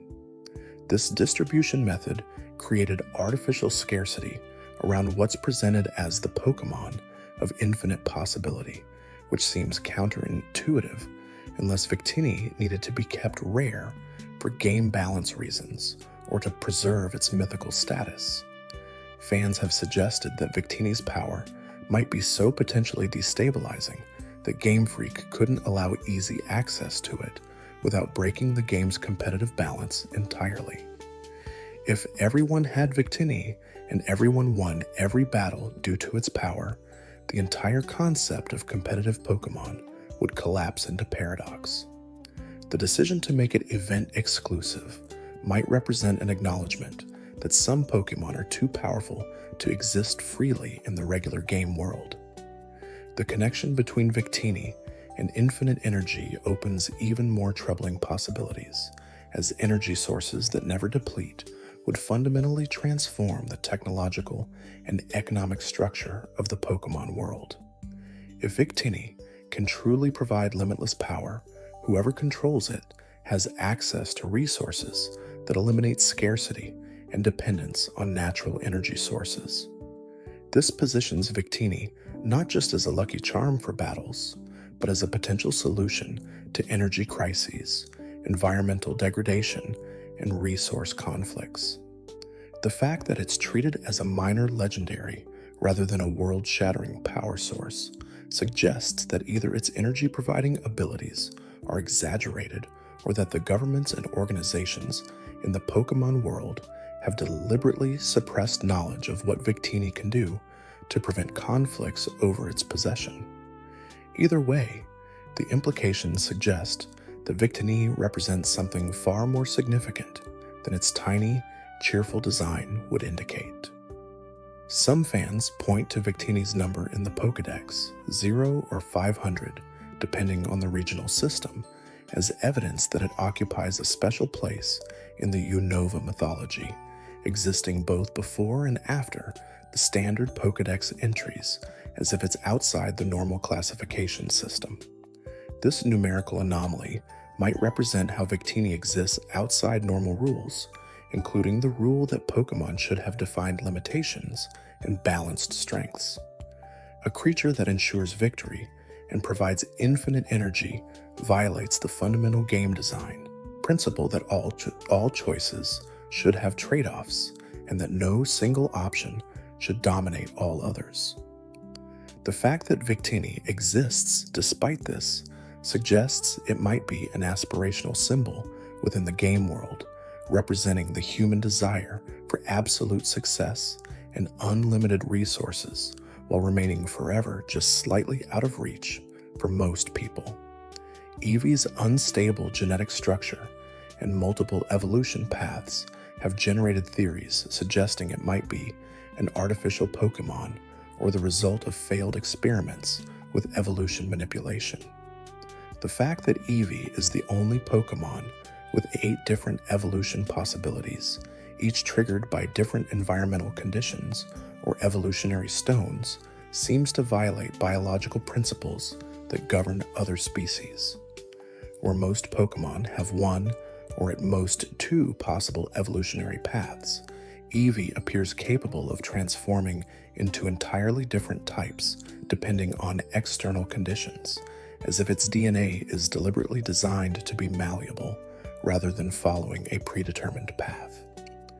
This instability has led fans to theorize that Eevee might represent an attempt to create a universal Pokémon that could adapt to any environment or role, with the various evolutions being successful implementations of that vision. The theory that Eevee is an artificial Pokémon gains support from how evolution stones, which are clearly not natural products of biology, but crafted items, can trigger specific transformations.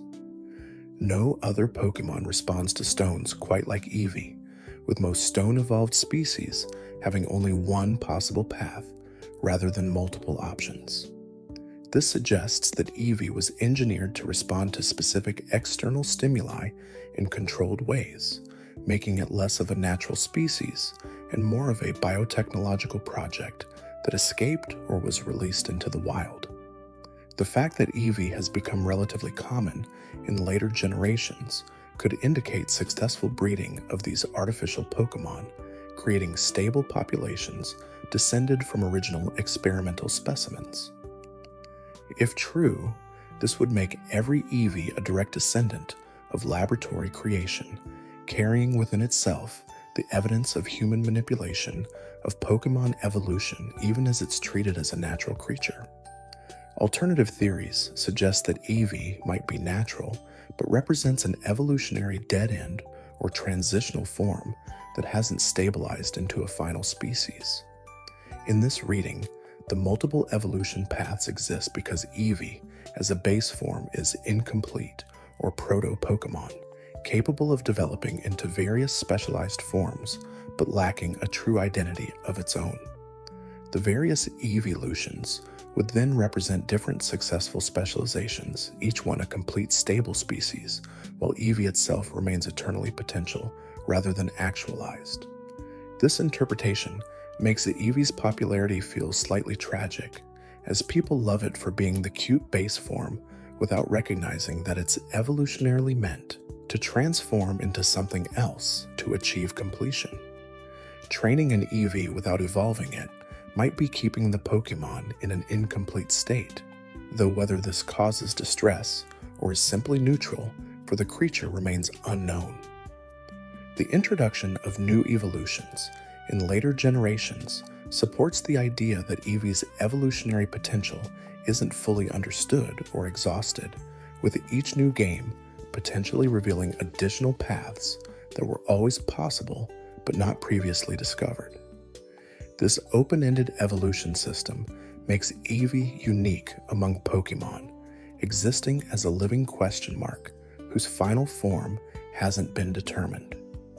Fans have speculated about potential future evolutions for every type that doesn't yet have representation, treating Eevee as if it should eventually have 18 different evolutionary forms to match the type system completely. Whether Game Freak intends to fulfill this expectation or will leave some types unrepresented remains to be seen, but the possibility that every type could have an Eevee form reinforces the interpretation that this species is fundamentally different from normal Pokémon in its relationship to type-based specialization. The phenomenon of Snorlax blocking roads throughout the early games has inspired theories about power dynamics and human Pokémon relationships that go beyond simple gameplay convenience. The fact that towns and cities simply accept Snorlax blocking major thoroughfares until someone with a Poké-Flute comes along suggests that Pokémon operate outside human authority in significant ways. Attempting to move Snorlax through force appears to be either impossible or prohibited, creating situations where a single sleeping Pokémon has more power than entire communities of humans.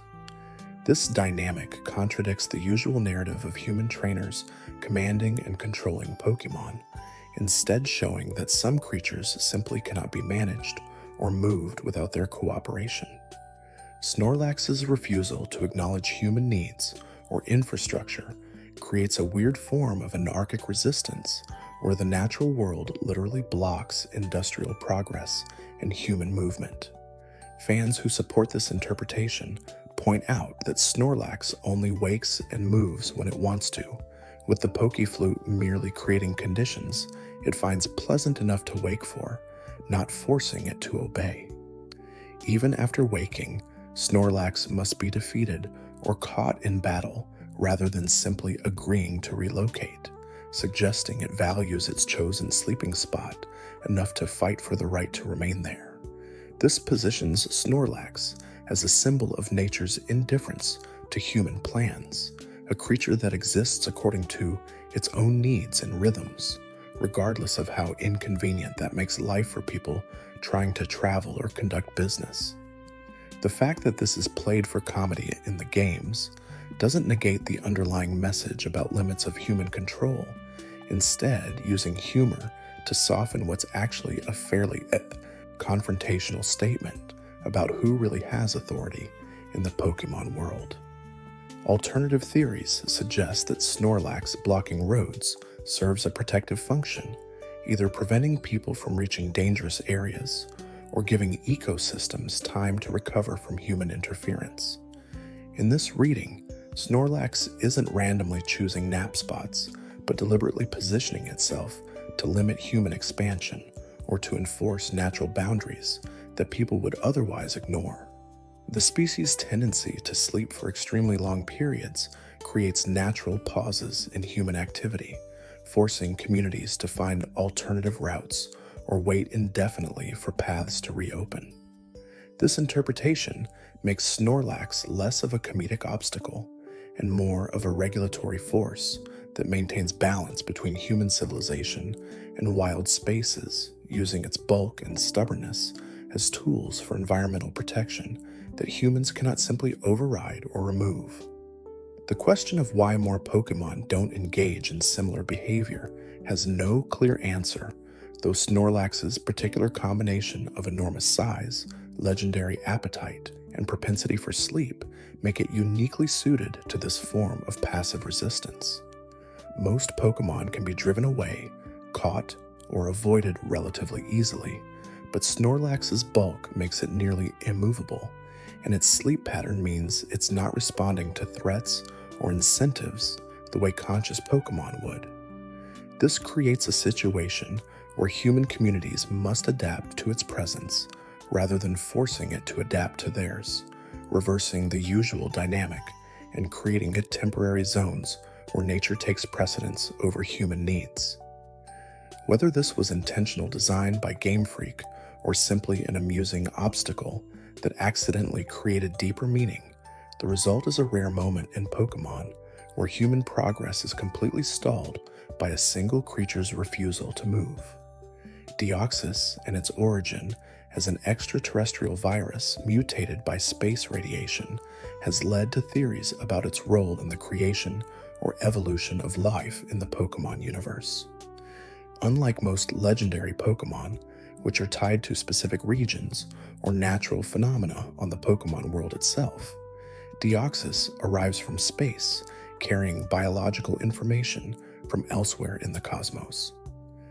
The theory suggests that Deoxys might not be unique, but rather represents a class of viral organisms that seed life throughout the universe, with this particular specimen being one of countless similar entities traveling between worlds. In this reading, Deoxys isn't just an alien Pokémon, but potentially the original source of DNA or genetic information that allowed life to develop on the Pokémon world millions or billions of years ago, making it the ancestor of every living thing rather than an isolated oddity. This interpretation draws on real-world theories about panspermia, the idea that life, or the building blocks of life, are distributed throughout space, on comets, asteroids, or through other mechanisms that can survive interplanetary journeys. If Deoxys represents a cosmic virus capable of adapting to any environment it encounters, then similar organisms hitting the early Pokémon world could have introduced the genetic material that eventually developed into the diverse ecosystem of Pokémon species we see in the games. The ability to change forms between normal, attack, defense, and speed variants demonstrates Deoxys's remarkable adaptability, showing that it can reconfigure its entire structure in response to environmental pressures or strategic needs. This level of plasticity exceeds what natural evolution usually produces and suggests that Deoxys might be designed or has evolved specifically to survive in variable conditions across multiple worlds. The implications of this theory for understanding Pokémon biology are significant, because if Deoxys is truly an ancestor of life on the planet, then all Pokémon share genetic heritage with this extraterrestrial entity. This would explain some of the unusual characteristics of Pokémon compared to real-world animals, including their ability to store themselves as energy in Pokéballs, their capacity to learn moves through breeding that shouldn't be genetically possible, and their general resistance to injury and ability to recover from wounds that would kill Earth organisms. If the base genetic code of all Pokémon includes elements introduced by space-traveling viruses like Deoxys, then they're fundamentally different from Earth life in ways that manifest throughout their biology. This reading transforms Deoxys from a weird alien legendary into potentially the most important Pokémon in the franchise from a biological and evolutionary perspective. Skeptics of this theory point out that the Pokémon world has its own creation mythology centered on Arceus and the legendary Pokémon of Sinnoh, with no mention of extraterrestrial seeding or viral origins for life. However, these two origin stories don't necessarily contradict each other, as Arceus could have shaped a world already seeded with genetic material by organisms like Deoxys, or Deoxys could be a later arrival that added new genetic diversity to an existing biosphere. The question of whether Deoxys is unique or one of many, whether its arrival was recent or ancient, and whether it consciously seeds life or does so as an unconscious biological function, all remain open, creating space for both scientific and mythological explanations to coexist within the Pokémon universe's cosmology. The specific number of spirits in Spiritomb continues to generate discussion, with the 108 count carrying cultural significance that suggests deliberate symbolism rather than random selection. In Buddhist tradition, 108 represents the number of earthly desires or mental afflictions that humans must overcome to achieve enlightenment, with temple bells rung 108 times on New Year's Eve to cleanse these defilements.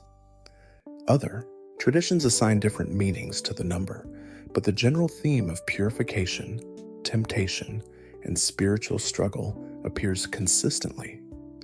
Fans who focus on this symbolism argue that Spiritomb isn't just a collection of random spirits, but specifically represents 108 instances of spiritual failure or damnation, with each soul representing a specific sin, desire, or transgression that earned eternal imprisonment in the odd keystone.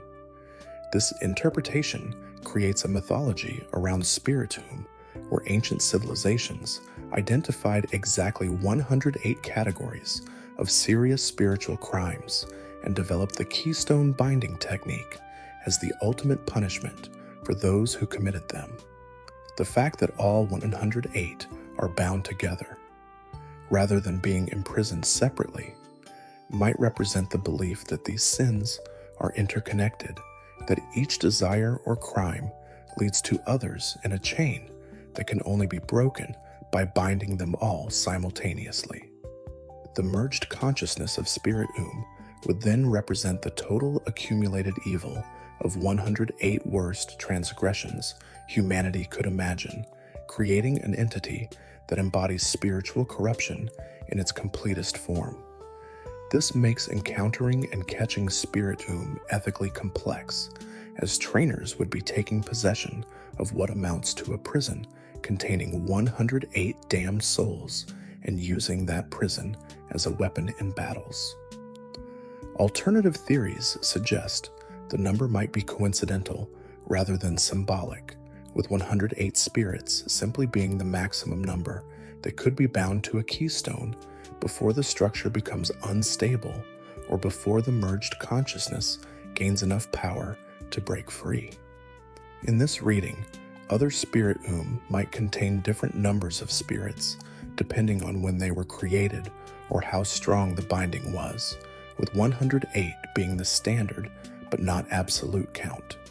This interpretation removes the cultural symbolism but creates interesting questions about whether weaker Spiritomb exist with fewer bound spirits, or whether the binding technique has improved over time to allow stronger seals.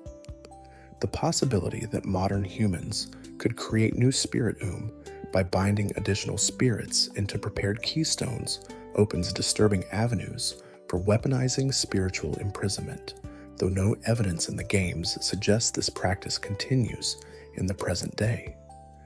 The question of whether the individual spirits within Spiritomb retain any awareness or have merged completely into a single hive. Consciousness determines how tragic its existence actually is. If 108 separate beings remain aware but trapped in a shared body, unable to control their actions or escape their prison, Spiritomb becomes one of the cruelest punishments imaginable, forcing multiple consciousnesses to coexist indefinitely without hope of death or release. If they've merged into a single new entity that is Spiritomb itself, then the original individuals are essentially dead, and what remains is something new that might not suffer from its condition the way 108 separate prisoners would. The games don't clarify which interpretation is correct, though Spiritomb's behavior and dialogue in spin-off games sometimes suggests a singular personality rather than multiple voices competing for control, implying the merger interpretation might be closer to accurate. The theory surrounding Darkrai and its relationship with nightmares has been expanded by fans into an exploration of whether it's a predator that feeds on bad dreams or a tragic creature that can't control the effect it has on sleeping minds. Official Pokédex entries describe Darkrai as causing people and Pokémon to experience terrible nightmares, with some entries suggesting it does this deliberately and others implying it's an unconscious effect of its presence. The existence of Cresselia as an explicit counter to Darkrai, capable of curing nightmares and bringing pleasant dreams, creates a dualistic relationship that suggests these two Pokémon represent opposite ends of the dream spectrum, rather than one being evil and the other good. This framing transforms Darkrai from a villain into a necessary component of the sleep cycle, as dreams cannot be only pleasant without losing their function as psychological processing tools. Fans who interpret Darkrai as feeding on nightmares rather than simply causing them suggest that it might be a parasitic entity that requires fear and distress to survive, similar to how some real-world organisms feed on specific psychological or emotional outputs from their hosts. This reading makes Darkrai's actions understandable even if they're harmful, positioning it as a creature following its biological imperatives, rather than choosing to cause suffering for its own sake. The fact that Darkrai is shown in some media to be capable of kindness and protection suggests that it's not entirely ruled by its nightmare-inducing nature, implying some level of conscious control or moral framework that prevents it from using its powers indiscriminately. This complexity elevates Darkrai beyond simple antagonist status into something more nuanced, a creature caught between its nature and its capacity for restraint or compassion. Alternative interpretations focus on Darkrai as representing the shadow side of consciousness, the parts of the psyche that deal with fear, trauma, and negative emotions that must be processed during sleep. In this reading, Darkrai doesn't create nightmares, but rather manifests them, giving physical form to the psychological content that people in Pokémon need to confront during dreams. The terror it causes is actually therapeutic in the long term, forcing dreamers to face their fears rather than suppressing them, though this benefit is hidden behind the immediate distress of experiencing nightmares. Cresselia would then represent the comfort and resolution that follows after nightmares have served their purpose, soothing troubled minds once the necessary psychological work has been completed. This makes the two Pokémon partners in maintaining mental health rather than opponents, with Darkrai handling the difficult, uncomfortable necessary aspects, and Cresselia providing recovery and peace afterward. The tragedy of Darkrai in this framework is that it cannot be appreciated for its role, because that role inherently involves causing distress, making it a creature that's reviled and feared for doing something that might actually be necessary. The fact that Darkrai is often portrayed as lonely or isolated in various media supports this interpretation, as something that causes nightmares would naturally be rejected by both humans and Pokémon, despite any good intentions it might have. Whether Darkrai is aware of being necessary but hated, or whether it simply exists according to its nature without understanding why it's avoided, adds another layer of possible sadness to its character. The question of whether it's better to be a creature that causes harm for good reasons or to not exist at all has no clear answer, leaving Darkrai as one of the more philosophically complex legendary Pokémon in terms of the moral questions its existence raises. As the theories accumulate and the night deepens, we find ourselves returning to fundamental questions about what Pokémon actually are and how their existence relates to human civilization. The prevalence of theories about transformation, death, imprisonment, and hidden histories suggests that fans sense something beneath the cheerful surface of these games, some darkness or complexity that isn't fully explored in the official narratives. Whether these theories represent hidden truths deliberately planted by developers or simply reflect how human imagination processes and enriches stories, they've become an integral part of how people experience Pokémon, adding layers of meaning that transform simple creature collection into something that can be contemplated and analyzed like any other rich fictional universe. The connection between N and Zoroark represents one of the more subtle theories in the franchise, built on visual similarities and thematic parallels that suggest a deeper bond than what's explicitly shown. Both N and Zoroark share distinctive green eyes, unusual hairstyles that defy normal human or Pokémon aesthetics, and an association with illusions and deception that runs throughout the black and white narrative. N's ability to understand Pokémon speech without technological assistance stands out as one of the few genuinely supernatural human abilities in the series, raising questions about whether he's entirely human or if his upbringing involves something more than what Getsus reveals. The theory proposes that N might be a human raised by Zoroark from infancy, or that he has Zoroark ancestry through some mechanism the games never explain, or even that he is somehow a Zoroark using illusions to maintain human form throughout the story. The thematic connection strengthens this speculation, as N serves as Team Plasma's figurehead while secretly being manipulated by Getsus, much like how Zoroark uses illusions to deceive opponents while hiding its true nature. The revelation that N was deliberately isolated and fed false information about Pokémon abuse parallels how Zoroark creates false realities for opponents to experience during battle, making the entire black and white plot feel like an extended illusion that players must see through to reach the truth. N's eventual realization that he's been deceived and his journey toward understanding genuine relationships with Pokémon mirrors the process of dispelling illusions to see what's really there, creating a narrative arc that functions on both literal and metaphorical levels. Whether this connection was intentional or accidental, it adds depth to both N's character and Zoroark's significance in the Unova region, beyond simply being another Dark-type Pokémon with interesting abilities.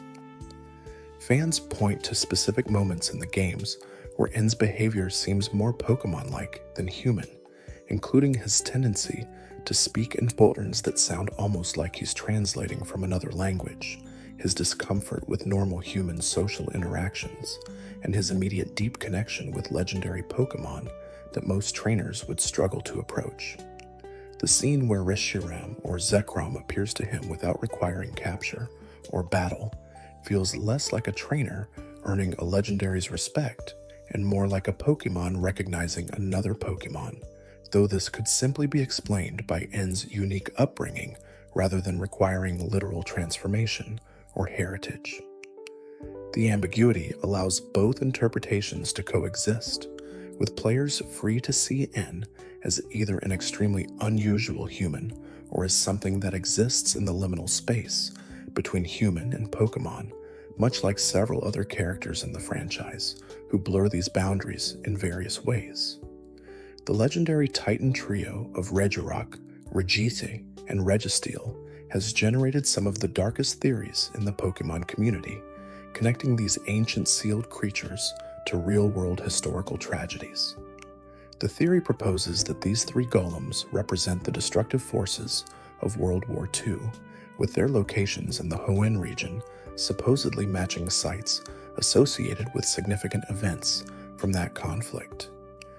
Regirock's rocky body and association with stone and land could represent conventional warfare and bombing. Regici's frozen form might symbolize the Cold War era that followed, and Registeel's metallic construction suggests the military technology and the industrial warfare that defined the conflict. The fact that they're sealed away in hidden locations that require Braille puzzles to access adds to the interpretation that they represent knowledge or power that should remain buried, accessible only to those who specifically seek it out and solve complex challenges to reach it. The Braille puzzles themselves have been interpreted as significant to this theory, as Braille was developed by Louis Braille, a Frenchman, and France was deeply involved in both world wars, though this connection feels tenuous at best. More compelling is the symbolism of requiring a code that most players can't read without an external assistance, creating a sense that these Pokémon are deliberately hidden behind barriers of understanding, much like how wartime secrets are classified and sealed. The legendary's dot pattern appearances on their faces, resembling Braille cells, could represent attempts at communication from beings so ancient or alien that normal language doesn't apply to them. Whether they're trying to warn humanity about something or simply marking themselves with identifiers from a lost civilization remains deliberately unclear, adding to their mystique as creatures that predate recorded history. Skeptics of the World War II connection point out that Game Freak developers are Japanese and that importing Western historical trauma into a Japanese game about cute monsters feels like a reach, especially when no official source has ever suggested this interpretation. The Titans' actual lore describes them as ancient guardians created by Regigigas, with no mention of warfare or human conflict at all. However, the theory persists because it provides a framework for understanding why these particular legendary Pokémon exist, why they're sealed and separated, and why they feel different in tone from most other legendaries that are presented as either forces of nature or objects of worship. The darker reading transforms them from random, powerful creatures into monuments or warnings about destructive capabilities that should never be unleashed again, giving them narrative weight that pure lore about ancient guardians doesn't quite provide.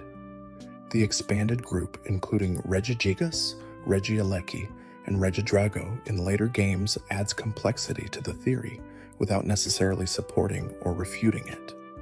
Regigigas, as the creator of the original three, fits any interpretation, while the Crown Tundra editions could represent new aspects of the same destructive forces, or simply be additional ancient golems sealed for different reasons. The theory's strength lies not in definitive proof, but in how it reframes seemingly random legendary Pokémon as potentially carrying historical memory or serving as warnings, transforming what could be simple post-game content into something that resonates with real human fears about technology, warfare, and forces that can't be controlled once released. Drifloon's description as a balloon Pokémon that carries away children has generated speculation about whether it represents a specific type of spirit or phenomenon rather than simply being a predatory ghost type. The Pokédex explicitly states that Drifloon grabs children by the hand and drags them to the afterlife, though its relatively weak physical strength means most children can resist if they don't willingly follow. This creates an unsettling image of a Pokémon that preys specifically on vulnerable or trusting children, using its innocent balloon appearance to lure them into danger. Fan theories expand on this by suggesting that Drifloon might be formed from the spirits of children who died tragically, transforming into these balloon creatures as a way of seeking companionship or trying to bring others to join them in whatever state they now exist. The idea that Drifloon represents child spirits gains support from its behavior of appearing primarily in areas where children play or near locations where children have gone missing or died. The fact that it appears weak and harmless despite its sinister Pokédex entries could indicate that these spirits don't intend harm, but simply don't understand that leading living children to the afterlife would kill them. In this reading, Drifloon becomes tragic rather than malicious, a creature driven by loneliness to seek playmates without comprehending the consequences of what it's doing. The innocent appearance and playful nature mask something far more dangerous, not through evil intent, but through the fundamental disconnect between living and dead that these spirits can no longer bridge. Alternative interpretations suggest that Drifloon might be a type of psychopomp, entities from various mythologies that guide souls to the afterlife, with its targeting of children representing how young deaths are handled differently than adult ones in whatever spiritual system governs the Pokémon world. In this framework, Drifloon doesn't create child deaths, but responds to them, appearing to guide young souls who might not understand what's happened to them or who need gentle companionship during their transition. The balloon form would be chosen specifically to comfort children and make the journey less frightening, turning something that should be terrifying into a softer experience. This interpretation removes the predatory element, but retains the unsettling association with child death, making Drifloon a necessary part of a spiritual ecosystem rather than a dangerous creature that should be avoided or destroyed. The evolution into Drifblim changes the dynamic somewhat, as the larger form is described as carrying people in Pokémon rather than specifically targeting children, suggesting either that the creature matures into a less selective spirit or that its power increases to the point where it can affect adults as well. Some fans theorize that individual Drifloon evolve by successfully carrying away children, with each life taken adding to their strength and mass until they become Drifblim. Others argue that evolution simply represents natural growth over time, with no requirement for harvesting souls or any other sinister process. The ambiguity in official lore leaves room for both horrifying and relatively benign interpretations, allowing Drifloon to serve as either a cautionary monster from fairy tales or a misunderstood aspect of the Pokémon world's spiritual mechanics. Lucario's connection to aura and its role in detecting emotions and intentions has led fans to theorize about what aura actually represents within the Pokémon universe, and whether it's related to or distinct from psychic and energy. The movie Lucario and the Mystery of Mew portrays aura as a form of life energy that exists in all beings, something that Lucario and certain trained humans can perceive and manipulate to communicate, heal, or attack.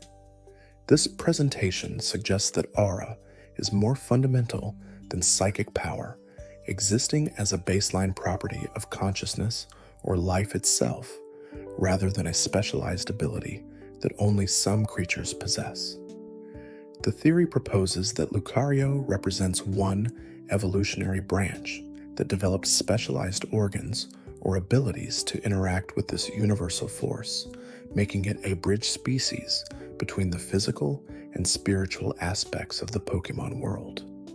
The connection between Lucario and human characters capable of using aura, particularly Sir Aaron from the movie, raises questions about whether humans in the Pokémon world have latent aura abilities that could be developed with proper training.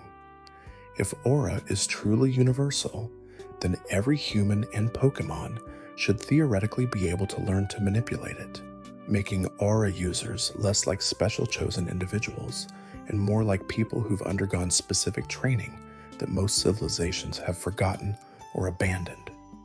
This would explain why aura usage is rare, despite being presented as a fundamental force, as the knowledge and techniques for training might have been lost over generations or deliberately suppressed by groups who feared what widespread aura manipulation might enable.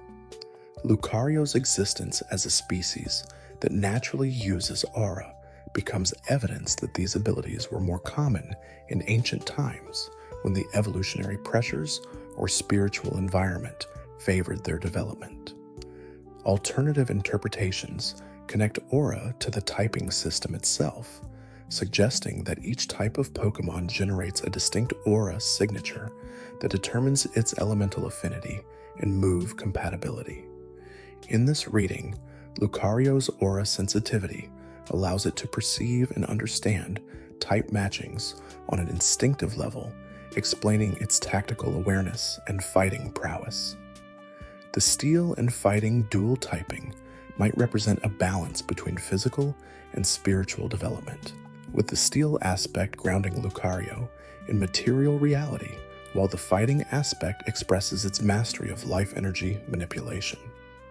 This framework would make Lucario less unique and more like a specialist, one of many species that has developed particular sensitivity to fundamental forces that govern the Pokémon world, but which most creatures interact with unconsciously. The question of whether aura and ghost-type energy are related or separate phenomena comes up frequently in discussions of this theory, as both seem to involve life force or spiritual essence in ways that other types don't directly address. Some fans argue that ghost types represent aura that is separated from a physical body and continues to exist independently, while others maintain that they're completely distinct phenomena that happen to occupy similar conceptual space. The lack of official clarification leaves Lucario's abilities partially mysterious, even after extensive movie and game appearances that showcase aura in action, maintaining the sense that there are deeper spiritual systems in the Pokémon world that remain unexplained even as characters regularly interact with and use them. The theory about Kangaskhan's baby being an orphaned Cubone that was rescued and raised gains traction from the visual similarities between the baby in Kangaskhan's pouch and Cubone's general body shape and size. Both are small, bipedal creatures with rounded heads and similar proportions, leading fans to wonder if every Cubone is actually a Kangaskhan baby that lost its mother before being old enough to leave the pouch.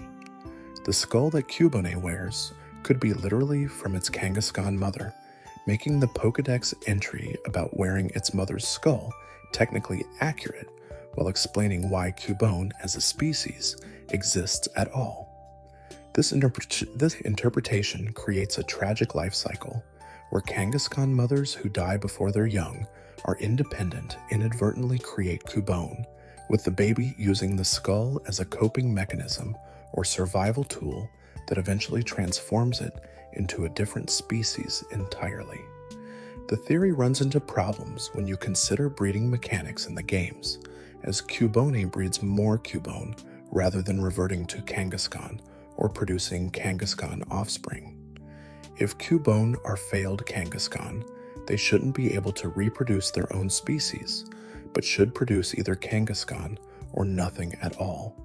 The fact that Cubone breed true suggests they are a distinct species rather than a developmental stage or trauma-induced variant of another species.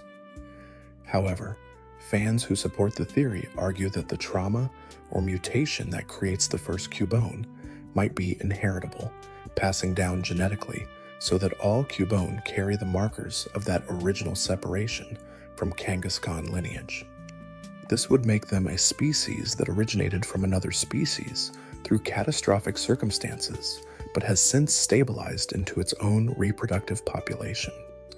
The mega evolution of Kangaskhan adds another dimension to this theory, as Mega Kangaskhan shows the baby actively participating in battle while remaining in the pouch, suggesting a symbiotic relationship that goes beyond simple parental care. If Cubone represents what happens when this relationship is severed too early, then the baby's participation in mega battles might be showing what successful Kangaskhan parenting looks like, preparing the young to eventually leave and survive independently. The fact that no intermediate stage exists where the baby leaves the pouch but remains a Kangaskhan creates a gap in the life cycle that Cubone could theoretically fill, representing babies that were forced to leave or lost their mothers before the proper transition could occur naturally. Marowak's existence as Cubone's evolution complicates the theory further, as adult Marowak look nothing like Kangaskhan and show no signs of wanting to carry young in pouches or of forming the same family structures.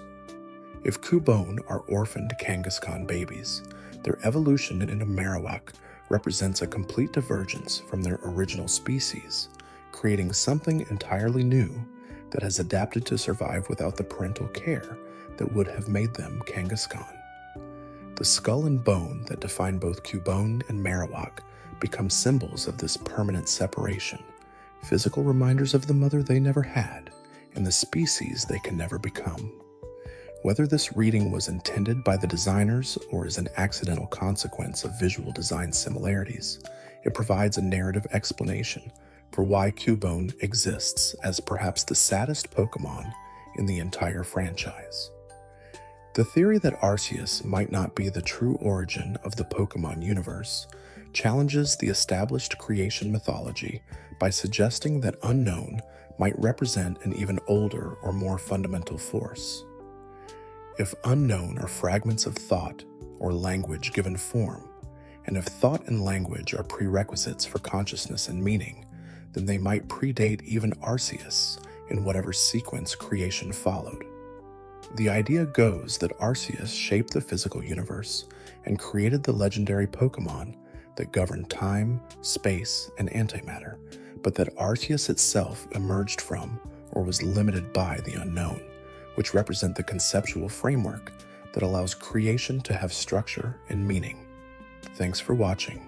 If you enjoyed drifting through these quiet stories, there's another video waiting on the left of your screen. Feel free to let it play in the background. You may learn something new as you drift off.